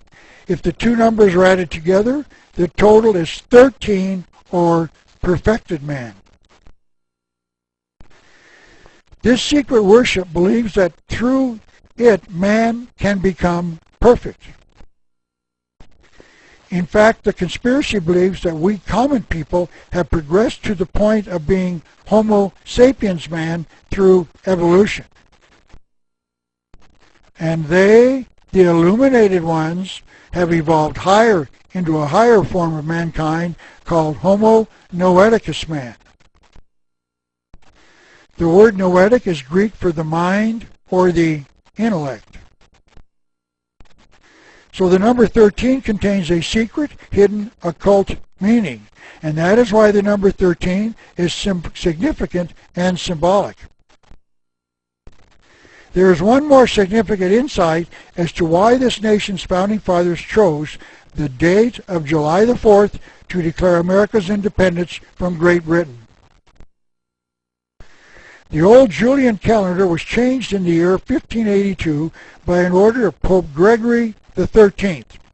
I wonder if it is important to note that this Pope, the 13th one to change his name to Gregory, was the one to change the calendar. I'm certain it's just another coincidence. The acknowledged reason was because the old calendar was 11 days behind the sun. In other words, the old calendar was no longer accurate in measuring the solar year. So the astronomers were having difficulty in measuring the time it took for the Earth to make one complete revolution around the sun. So in October of 1582, the old June the 23rd became July the 4th. And to explain this, I would like to explain what this means. And just so you will understand, I've exaggerated the distances on the horizon between the setting of the sun on various days. If you were to mark the horizon every evening as the sun sets, you would notice that it appears to move up and then down as it sets each night. The sun moves south each night until December 22nd, and then it sets at the same spot each night for 3 days. And then on December 25th each year, the sun starts moving north again. It sets at a site which is north of the setting sun the night before. And then on June the 21st or 22nd, the sun stops again for 3 nights. So June the 23rd is 2 days after the summer solstice, the day that the sun appears to be stopped after making its way north of the equator. It would be the next night to the last night before the sun starts moving south again. The sun worshippers celebrate on the night when the sun starts its direction in the opposite direction, because they are pleased that the sun did not die in the 3 days. So June the 23rd and 24th are nights of celebration, because it was a day of recognition for those who thought the sun, and therefore the sun god, died on each June the 22nd. That day ended at sunset, so after that moment, the next day started, and this was the day the sun actually started its journey home. Babylonians in the past celebrated that night by lighting bonfires to Baal, their sun god. and Americans light fires in the sky called fireworks after sunset on July the 4th. Observers will quickly note that this is the only American holiday that is traditionally celebrated by fireworks. So here we see a connection between the celebration of July the 4th and sun worship. So the Founding Fathers concealed a holiday to the sun god in the choice of the date of July the 4th to declare their independence from Great Britain. It appears that many things once thought unexplainable have an explanation after all. One must only look. The Great Seal is represented on the back of the dollar bill, contains other symbols that have generally not been explained to the American people. I'd like to finish my study of the eye above the pyramid. Manly P. Hall, the 33rd degree Mason, and perhaps the greatest writer in history in support of the mystery religion, wrote this: "The eye above the pyramid represents the radiant emblem of the great architect of the universe, the title of the Masonic God." The following are 4 quotes about eyes as symbols from writers studying the issue. The eye was also the symbol of Osiris. Osiris, the sun and principle of good. Osiris was the chief god of the Egyptians. Osiris was the sun. An eye in honor of the great eye of the universe, the sun. So here is the first mention of the eye being both a symbol of the sun and, in fact, of the god who is symbolized by the sun. So it appears that the eye above the pyramid on the back of the American dollar bill is the eye of Osiris, a symbol of the sun god. One can only conclude that our founding fathers knew what they were doing. Not only did they conceal their ancient secret religion in the Great Seal of the United States, they also concealed it in the name of this nation. This next subject is perhaps the most controversial point I will be discussing in this presentation, so please get ready for it. Please remember that I asked you to be a member of a jury and that you had to be open, because this is very controversial, and I would like you to at least hear it and then make your own decision as to whether or not you will accept it. So providing you with that warning, I will now proceed. The first thing I would like to discuss is this statement in the Bible, because it will be the key to understanding what I will be discussing for the next few minutes. Revelation 12, chapter 12, verse 9. That old serpent, called the devil, was Satan, and Satan was cast out into the earth. And the reason this is significant is because whole cultures all over the earth have been worshiping the serpent or the snake in their religions. So please keep that in mind as we examine the following evidence. William Josiah Sutton, in his book entitled The Illuminati 666, added another very important piece of the puzzle to the story. This is what he wrote. The ancient Mayans, meaning the Mayan Indian tribe of the Yucatan in Mexico, a peninsula on the northeast side of Mexico, worshipped the serpent god under the name of Kan. Here we find the origin of the American word canny, shrewd, or serpent-like. The Babylonians worshipped Kan or Kan, the serpent, and Val, the god of fire. The Romans combined the words into Vulcan, the god of fire, from whence comes our word volcano. This seems to be how the Mayans and the Mexicans named their gods. They too combined 2 words to describe their serpent god. Hence, Kuku means beautiful bird, and Kan means serpent. Kukulkan means bird serpent in the Mayan language. This is the exact same meaning for Quetzalcoatl, the Mexican god. The cosmic symbol for Quetzalcoatl was a feathered serpent. The statement that Quetzalcoatl was the god of the Mexicans was partially confirmed in this photograph of an Indian dancing with a snake in his mouth. The caption underneath the picture reads in part,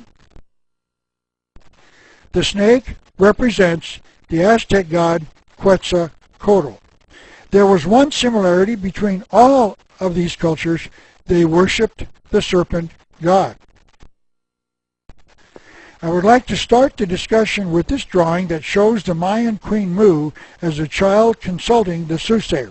It shows the queen is receiving the words from their serpent god, but through the mouth of a soothsayer. The queen is shown on the left side of the drawing, inside the red rectangle, with her left hand on her face as she is seated facing the soothsayer. She is depicted as a young child, perhaps in her early teens. The soothsayer is shown in the green rectangle as she is seated in front of the queen with what appears to be a little table between them. She is shown in front of two other women and two huts. Behind the soothsayer is the yellow rectangle. In the yellow rectangle is a huge serpent which towers above the scene. Notice that it has its mouth open, and if it is speaking to the soothsayer, as if it is speaking to the soothsayer and the queen as well. The book that included this drawing in the pages said that the winged serpent behind her represented the protective genius of the Mayan Empire. So the snake serpent protected the Mayans. This is a representation of Prince Ko of the Mayans in the heat of battle. His head is near the center of the drawing, and behind him and taller than it appears to be the winged serpent, also representing the protective genius of the Mayan Empire. So the serpent was an important part of the worship of the Mayan and Aztec people, which means that it was an important part of the South American culture before the latest or the earliest Europeans landed in America. The American people have been told by the majority of the historians who have examined this nation's past that the name America was named after Amerigo Vespucci, supposedly the navigator for Christopher Columbus. But there is an alternative explanation. William Still, in his book entitled New World Order, offers the following explanation.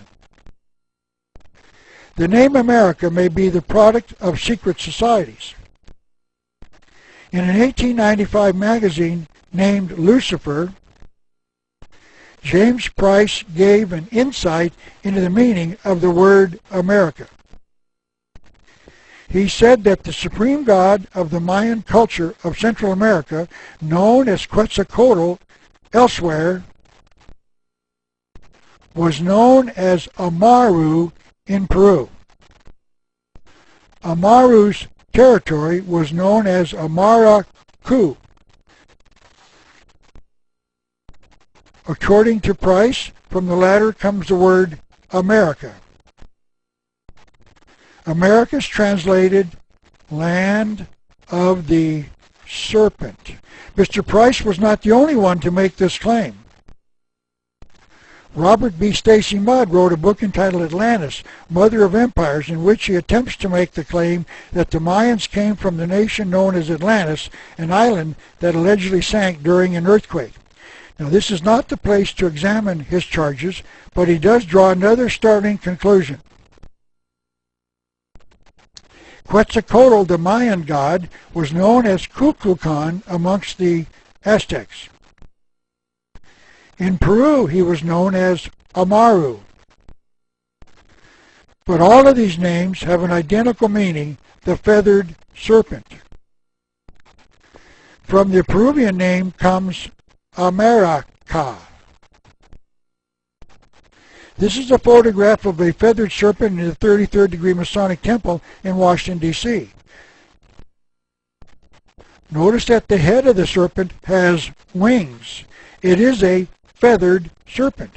The feathered serpent would have flown from the old world to the new world, meaning America. By the way, notice that the swastika in the ornamental metalwork above the feathered serpent shown under the two red arrows. The swastika is also a symbol of the sun god and may be drawn two ways, one the reverse of the other. One way is called the evil swastika and the other is called the good swastika. This is a photograph of the swastika, the official symbol of Adolf Hitler's Nazi party. Notice that this is the evil form of the swastika, and it has been reported that Hitler knew the difference between the two forms of the symbol and that he intentionally selected this, the evil form. It was under this sun god symbol utilized by Adolf Hitler in the war that his government started that Hitler killed 53 million people under the sign of the sun god, the concealed Lucifer, Satan, or the devil. Mr. Steele adds one of the thoughts of another writer who claims to know the truth about the origin of the name America. It is important to note that not only are the people living in the United States of America Americans, all of the people who live in the New World are Americans. The continents are called North America and South America, and regions are called Latin America and Central America. Here is the official position as written by Manly P. Hall, one of the greatest Masons of all time, in his book entitled America's Assignment. Since the serpent is frequently a symbol of Lucifer, it is no exaggeration to extrapolate from this that America may well mean, please America, hold on, this is not going to be pleasant, land of Lucifer, also called Satan, the devil. So that revelation that America was named after Amaru, another name for the feathered serpent god. And the feathered serpent is a symbol of Lucifer, another name for Satan, the devil, is quite possibly the true explanation of the naming of America. I am convinced that all of what we have studied so far has convinced me that America was named after Lucifer by our founding fathers. That means that this nation's founding fathers knew that. They were announcing the birth of the New World Order when they dedicated this nation to Lucifer, also known as Satan or the devil. They knew who America was named after.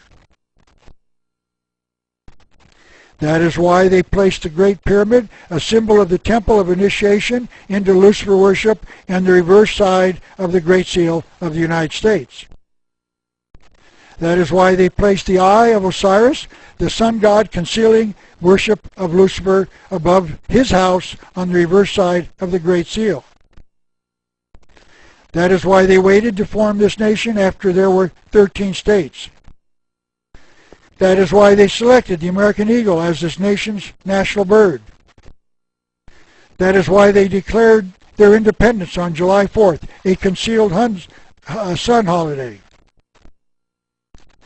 I would like to go back and remind you that the pyramid on the back of our dollar bill is a symbol of the Great Pyramid of Giza in Egypt, and then show you that those who built the Egyptian pyramid connected it to Lucifer, Satan, the devil. They connected the building of the Great Pyramid of Khufu with the mystical number 13. This is a book entitled The Mysteries of Chartres, I presume, I don't know how to pronounce it, Cathedral. I won't spend time on discussing the connection between this Catholic cathedral and the Masons, but this author discusses the pyramid in Egypt, and it is this that I would like to spend a few moments on. He makes the observation that the Egyptian pyramid is built on an angle of inclination of 51 degrees and 25 minutes. And then he makes the observation that the angle can no longer be measured exactly because the polished limestone facing on the outside of the pyramid has disappeared. Now this is a line divided into 13 equal sections. And if you take a line, this line, and create a triangle with sides of 4 sections and a base of 5, you get the angles in the sides of 51 degrees and 19 minutes. This is extremely close to the estimation of the angle of inclination on the Great Pyramid of Giza. And then I would like to remind you that 13 is the value assigned to represent Satan. It appears as if those who built the Great Pyramid of Giza concealed the fact that it was dedicated to Lucifer in the angle of inclination. They knew. It all seems to fit together. Now let me briefly prove that the Masons who named this nation and then established it knowingly worshipped Lucifer, also called Satan, the devil. And to start, I'm going to take 3 different thoughts and link them together so that we can understand the secret inside the Masonic Lodge. This is a quotation from Albert Pike, the leader of the worldwide Masonic movement, in his book entitled Liturgy. The symbols and ceremonies of Masonry have more than one meaning. They rather conceal than disclose the truth. They hint it only, at least, and their varied meanings are only to be discovered by reflection and study. So as I said, I shall take 3 different thoughts and reflect and study their concealed secrets so that we can draw some conclusions. I would like to recommend that you consider reading my 3rd book entitled Masonry, Conspiracy Against Christianity, in which I spend a lot more time proving this claim. But let me make a brief review of this subject. This is the first link. The initiate Mason, in his first degree, called the Entered Apprentice, apprentice degree, in the Blue Lodge, is brought before the worshipful master, the equivalent of their president by the brother orator, and he asks the brother orator, apparently the equivalent of the vice president, "What does thou ask, or what do you ask for this candidate?" And the orator answers for the initiate, "Light." So the first link is the fact that the initiate asks for light. The second link consists in the fact that the word light is not defined, as far as I can tell, by reading the entire first degree ritual, but it is answered in the 3rd degree ritual, where the Mason is taught this: the all-seeing eye symbolizes the true knowledge of the deity and is the light of which the Mason travels in search. Notice that the Mason does not find the true knowledge of deity in the Bible or in his church or synagogue. He finds it in the Masonic Lodge. If he doesn't find it in his church, that means that the deity is not the God of the Bible, because you learn the true knowledge in Masonry. So therefore it is some other God. So the second link is the fact that the light the Mason searches for is the true knowledge of deity found in the lodge itself. Now, in the 3rd piece of the chain is found in this book, Morals and Dogma, written by Albert Pike, the Mason, who wrote the rituals for all 33 degrees in the Masonic Lodge. He wrote this in the explanation of the 19th degree ritual of the Masonic Lodge. This is contained on page 321 of Morals and Dogma. Lucifer, the light bearer, is it he who bears the light? Doubt it not. I would like to confirm that Lucifer is the light bearer by defining the name from Webster's dictionary. Lucifer is a Latin name made by joining together two separate words to form one word. Lucifer is Latin for light, and fere is Latin, I presume that's the pronunciation, is Latin for bearer or bringer. So Lucifer is defined as the light bearer. Now let me return to the subject of the three links. Notice what the Masons have just done. They put together three separate links into a chain, and the Mason is then supposed to link the three together in the following manner. Link number 1, the Mason asks for light. Link number 2, he is told that the light is the true knowledge of deity. And then, link number 3, he is taught that Lucifer is the light bearer. That means he is to take these separate statements and link them together to conclude that Lucifer, Satan, also known as the devil, is the true God. Notice that the Masons can never say it directly, or millions of their members would quit. So they conceal it in their own words. May I remind you that Albert Pike wrote, "If you reflect, my brother, you will no doubt suspect that some secret meaning was concealed in these words." And the reason they had to conceal this truth from the average Mason is because if they said it directly, most of the Masons would leave the lodge. Because the secret meaning concealed in their words is their belief that Lucifer, the devil, is the true knowledge of deity. So they had to conceal it. But the Mason who studies and reflects will be able to figure it out. But there is one more statement that we must examine before we leave this subject. And that is taken from Albert Pike's book entitled Legenda.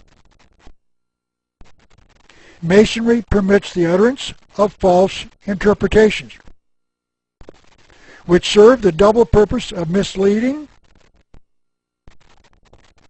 the ignorant, the idle, and indolent. And of course, the word indolent is defined as the lazy, whom it is desirable to lead astray. So here we can see that Albert Pike, considered by most Masons to be the greatest Mason of all time, is calling his brothers who do not see the secret ignorant. That doesn't seem to be very brotherly to me. Now let me show you that the Masons do not teach that the God who created the universe is the true deity. The first 10 words of the Bible are, "In the beginning God created the heavens and the earth." That means that God created the universe out of nothing. Notice that there was a beginning, meaning that there was a time before the creation when there was no universe. Because if the universe was already there, there would have been no beginning. But the Masons do not believe in the Creator God. Let me quote Albert Pike once again. This quote comes from page 109 of Pike's explanation of the 29th degree in his book entitled Agenda. And this is what he wrote. "To say that the world came forth from nothing is to propose a monstrous absurdity." That means that the Masons consider a belief in the Creator God to be a monstrous absurdity, because they believe that the universe has been here forever. I've shown you the actual words of the Masons to show you that they call their God the great architect of the universe. Architects do not build anything. They draw plans for builders to build things. But even those builders do not create the building materials out of nothing. They build with pre-existing materials, or at least change the materials from one form to another, like pre-existing trees to lumber to build their houses with. I've shown you the evidence that they connect the Masonic God to a worship of the sun god, and Albert explained that their sun god is not a builder either. Amun-Ra was an Egyptian sun god, and Albert Pike wrote this on page 281 of Morals and Dogma. The supreme being of the Egyptians was Amun, a secret and concealed god, and the original light. He creates nothing. So the original light, the sun god, is the concealed god, and he created nothing. And it was not Lucifer who created the universe, it was the creator God. So the Masons are teaching their initiates that the true knowledge of deity is that Lucifer, Satan the devil, is the true God. And it was the Masons who founded America. Now I believe you can now see that all of what we have covered during this presentation makes sense. This is why our founding fathers lied to us. They were concealing their belief of knowledge of the true God in our history. And that is why they named America after Amaru, a sun god, and a concealed name of Lucifer, another name for Satan or the devil. It all makes sense. America's secret destiny is the New World Order, a civilization without a belief in the Creator God, a civilization led by their true God, Lucifer, the devil. And to show you exactly what this New World Order is, I would like to quote two modern authorities on the subject. And this information will show you that what is happening in America today is to further advance us into this new civilization called the Novus Ordo Seclorum, the New World Order. The first of these two is Al Gore, the former Vice President of the United States and the current champion of the global warming cause. He wrote another book in 1992 entitled Earth in Balance, and it tells us about how we are going to get all of these changes. He explained on page 48, our challenge is to accelerate the needed change in thinking about our relationship to the environment in order to shift the pattern of our civilization to a new equilibrium. Little change will be evident until a threshold is passed. Let me remind you that a threshold is a narrow piece of wood or metal that is placed between the outside and the inside, and it is crossed in a split second when you step over it. That means that Mr. Gore is saying that there is a single crisis coming that will cause enormous things to happen. Mr. Gore does not define what that single crisis is, but on a more defined or dignified note, it is possible, maybe, that the winning of his Nobel Peace Prize might be the very event that is going to trigger what is about to happen. He goes on to tell us what those things are. And then, as key assumptions are modified, a flood of dramatic changes will occur all at once. And on page 163, he explained what the price will be if we do not modify these key assumptions. Unless we find a way to drastically change our civilization and our way of thinking about the relationship between humankind and the earth, our children will inherit a wasteland. Apparently Al Gore thinks that the threshold is global warming. So this is why we are experiencing a rash of claims that global warming will utterly destroy this planet, and that we will be so frightened by this impending disaster that we will totally remake our civilization. Now let me bring you to another individual, a second one, warning us about some dramatic changes coming. This is Alvin Toffler, who wrote this book entitled The Third Wave in 1980. This book describes him as one of the world's best-known social thinkers and a futurist, and that his works are read in more than 50 countries. And let me add that Mr. Toffler is in agreement with the changes that he wrote about, and I am in total opposition. These are his comments. Beneath the seemingly senseless events, that there lies a startling and potentially hopeful pattern. Many of today's changes are not independent of one another, nor are they random. They are, in fact, parts of a much larger phenomenon, the death of industrialization. That means that we will no longer enjoy the fruits of an industrialized society, meaning we will no longer produce more electrical appliances, tools, cars, etc. What else could he mean by that?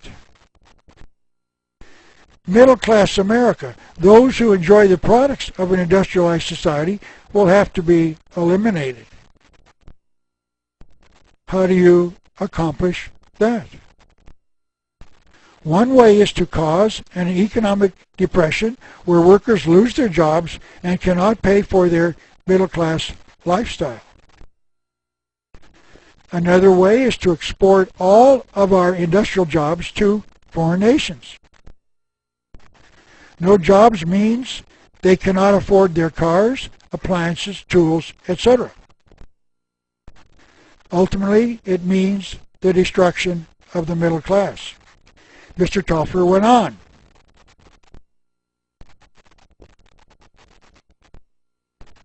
This new civilization is slowly emerging in our lives, and blind men like Ralph Epperson are trying to suppress it.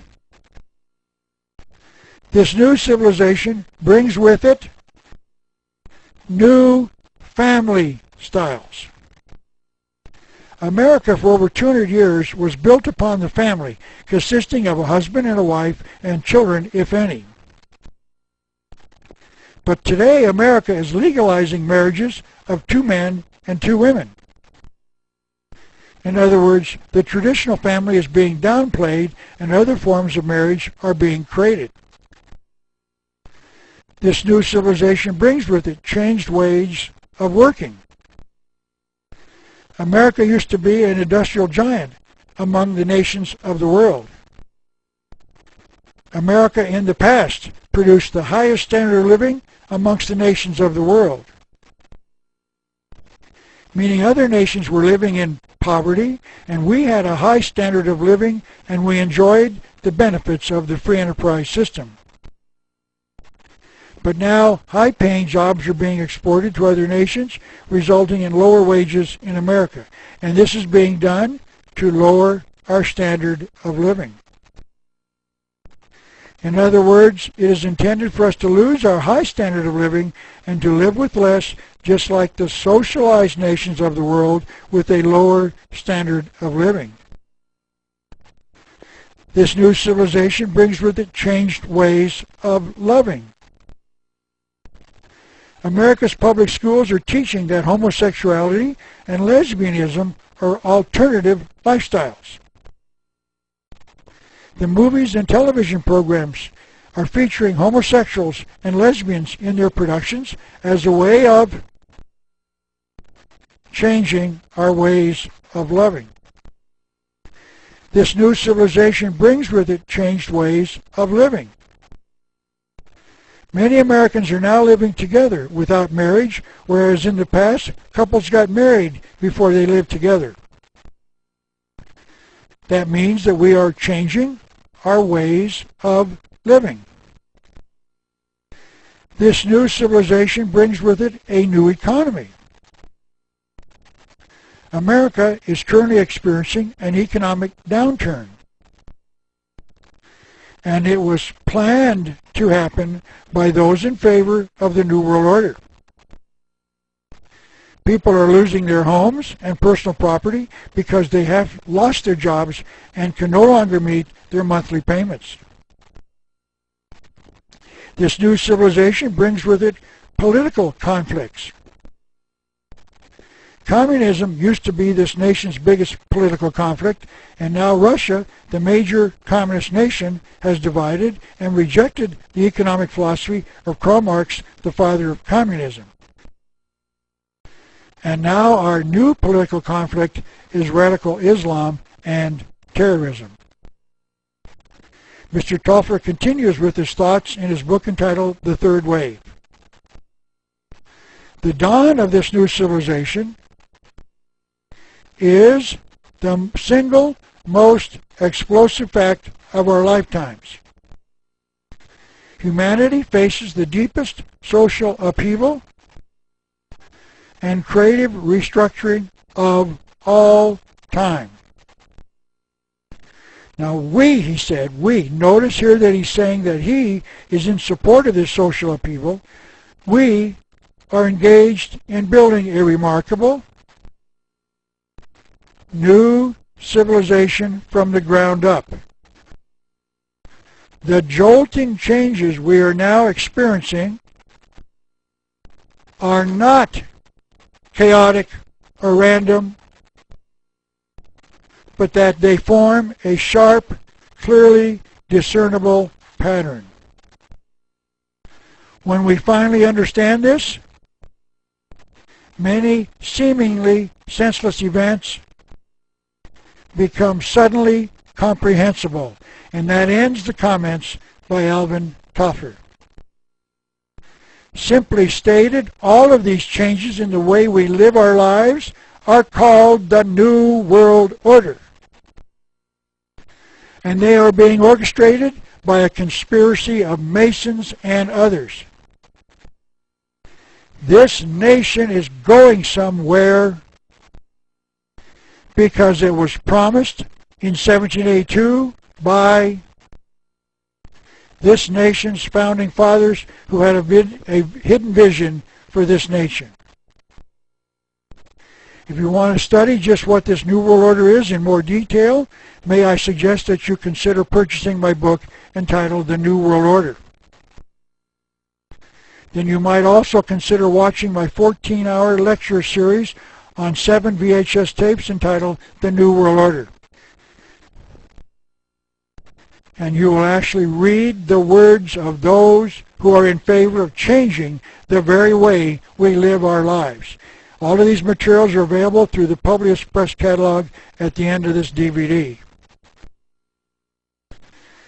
Now let me return with this last thought.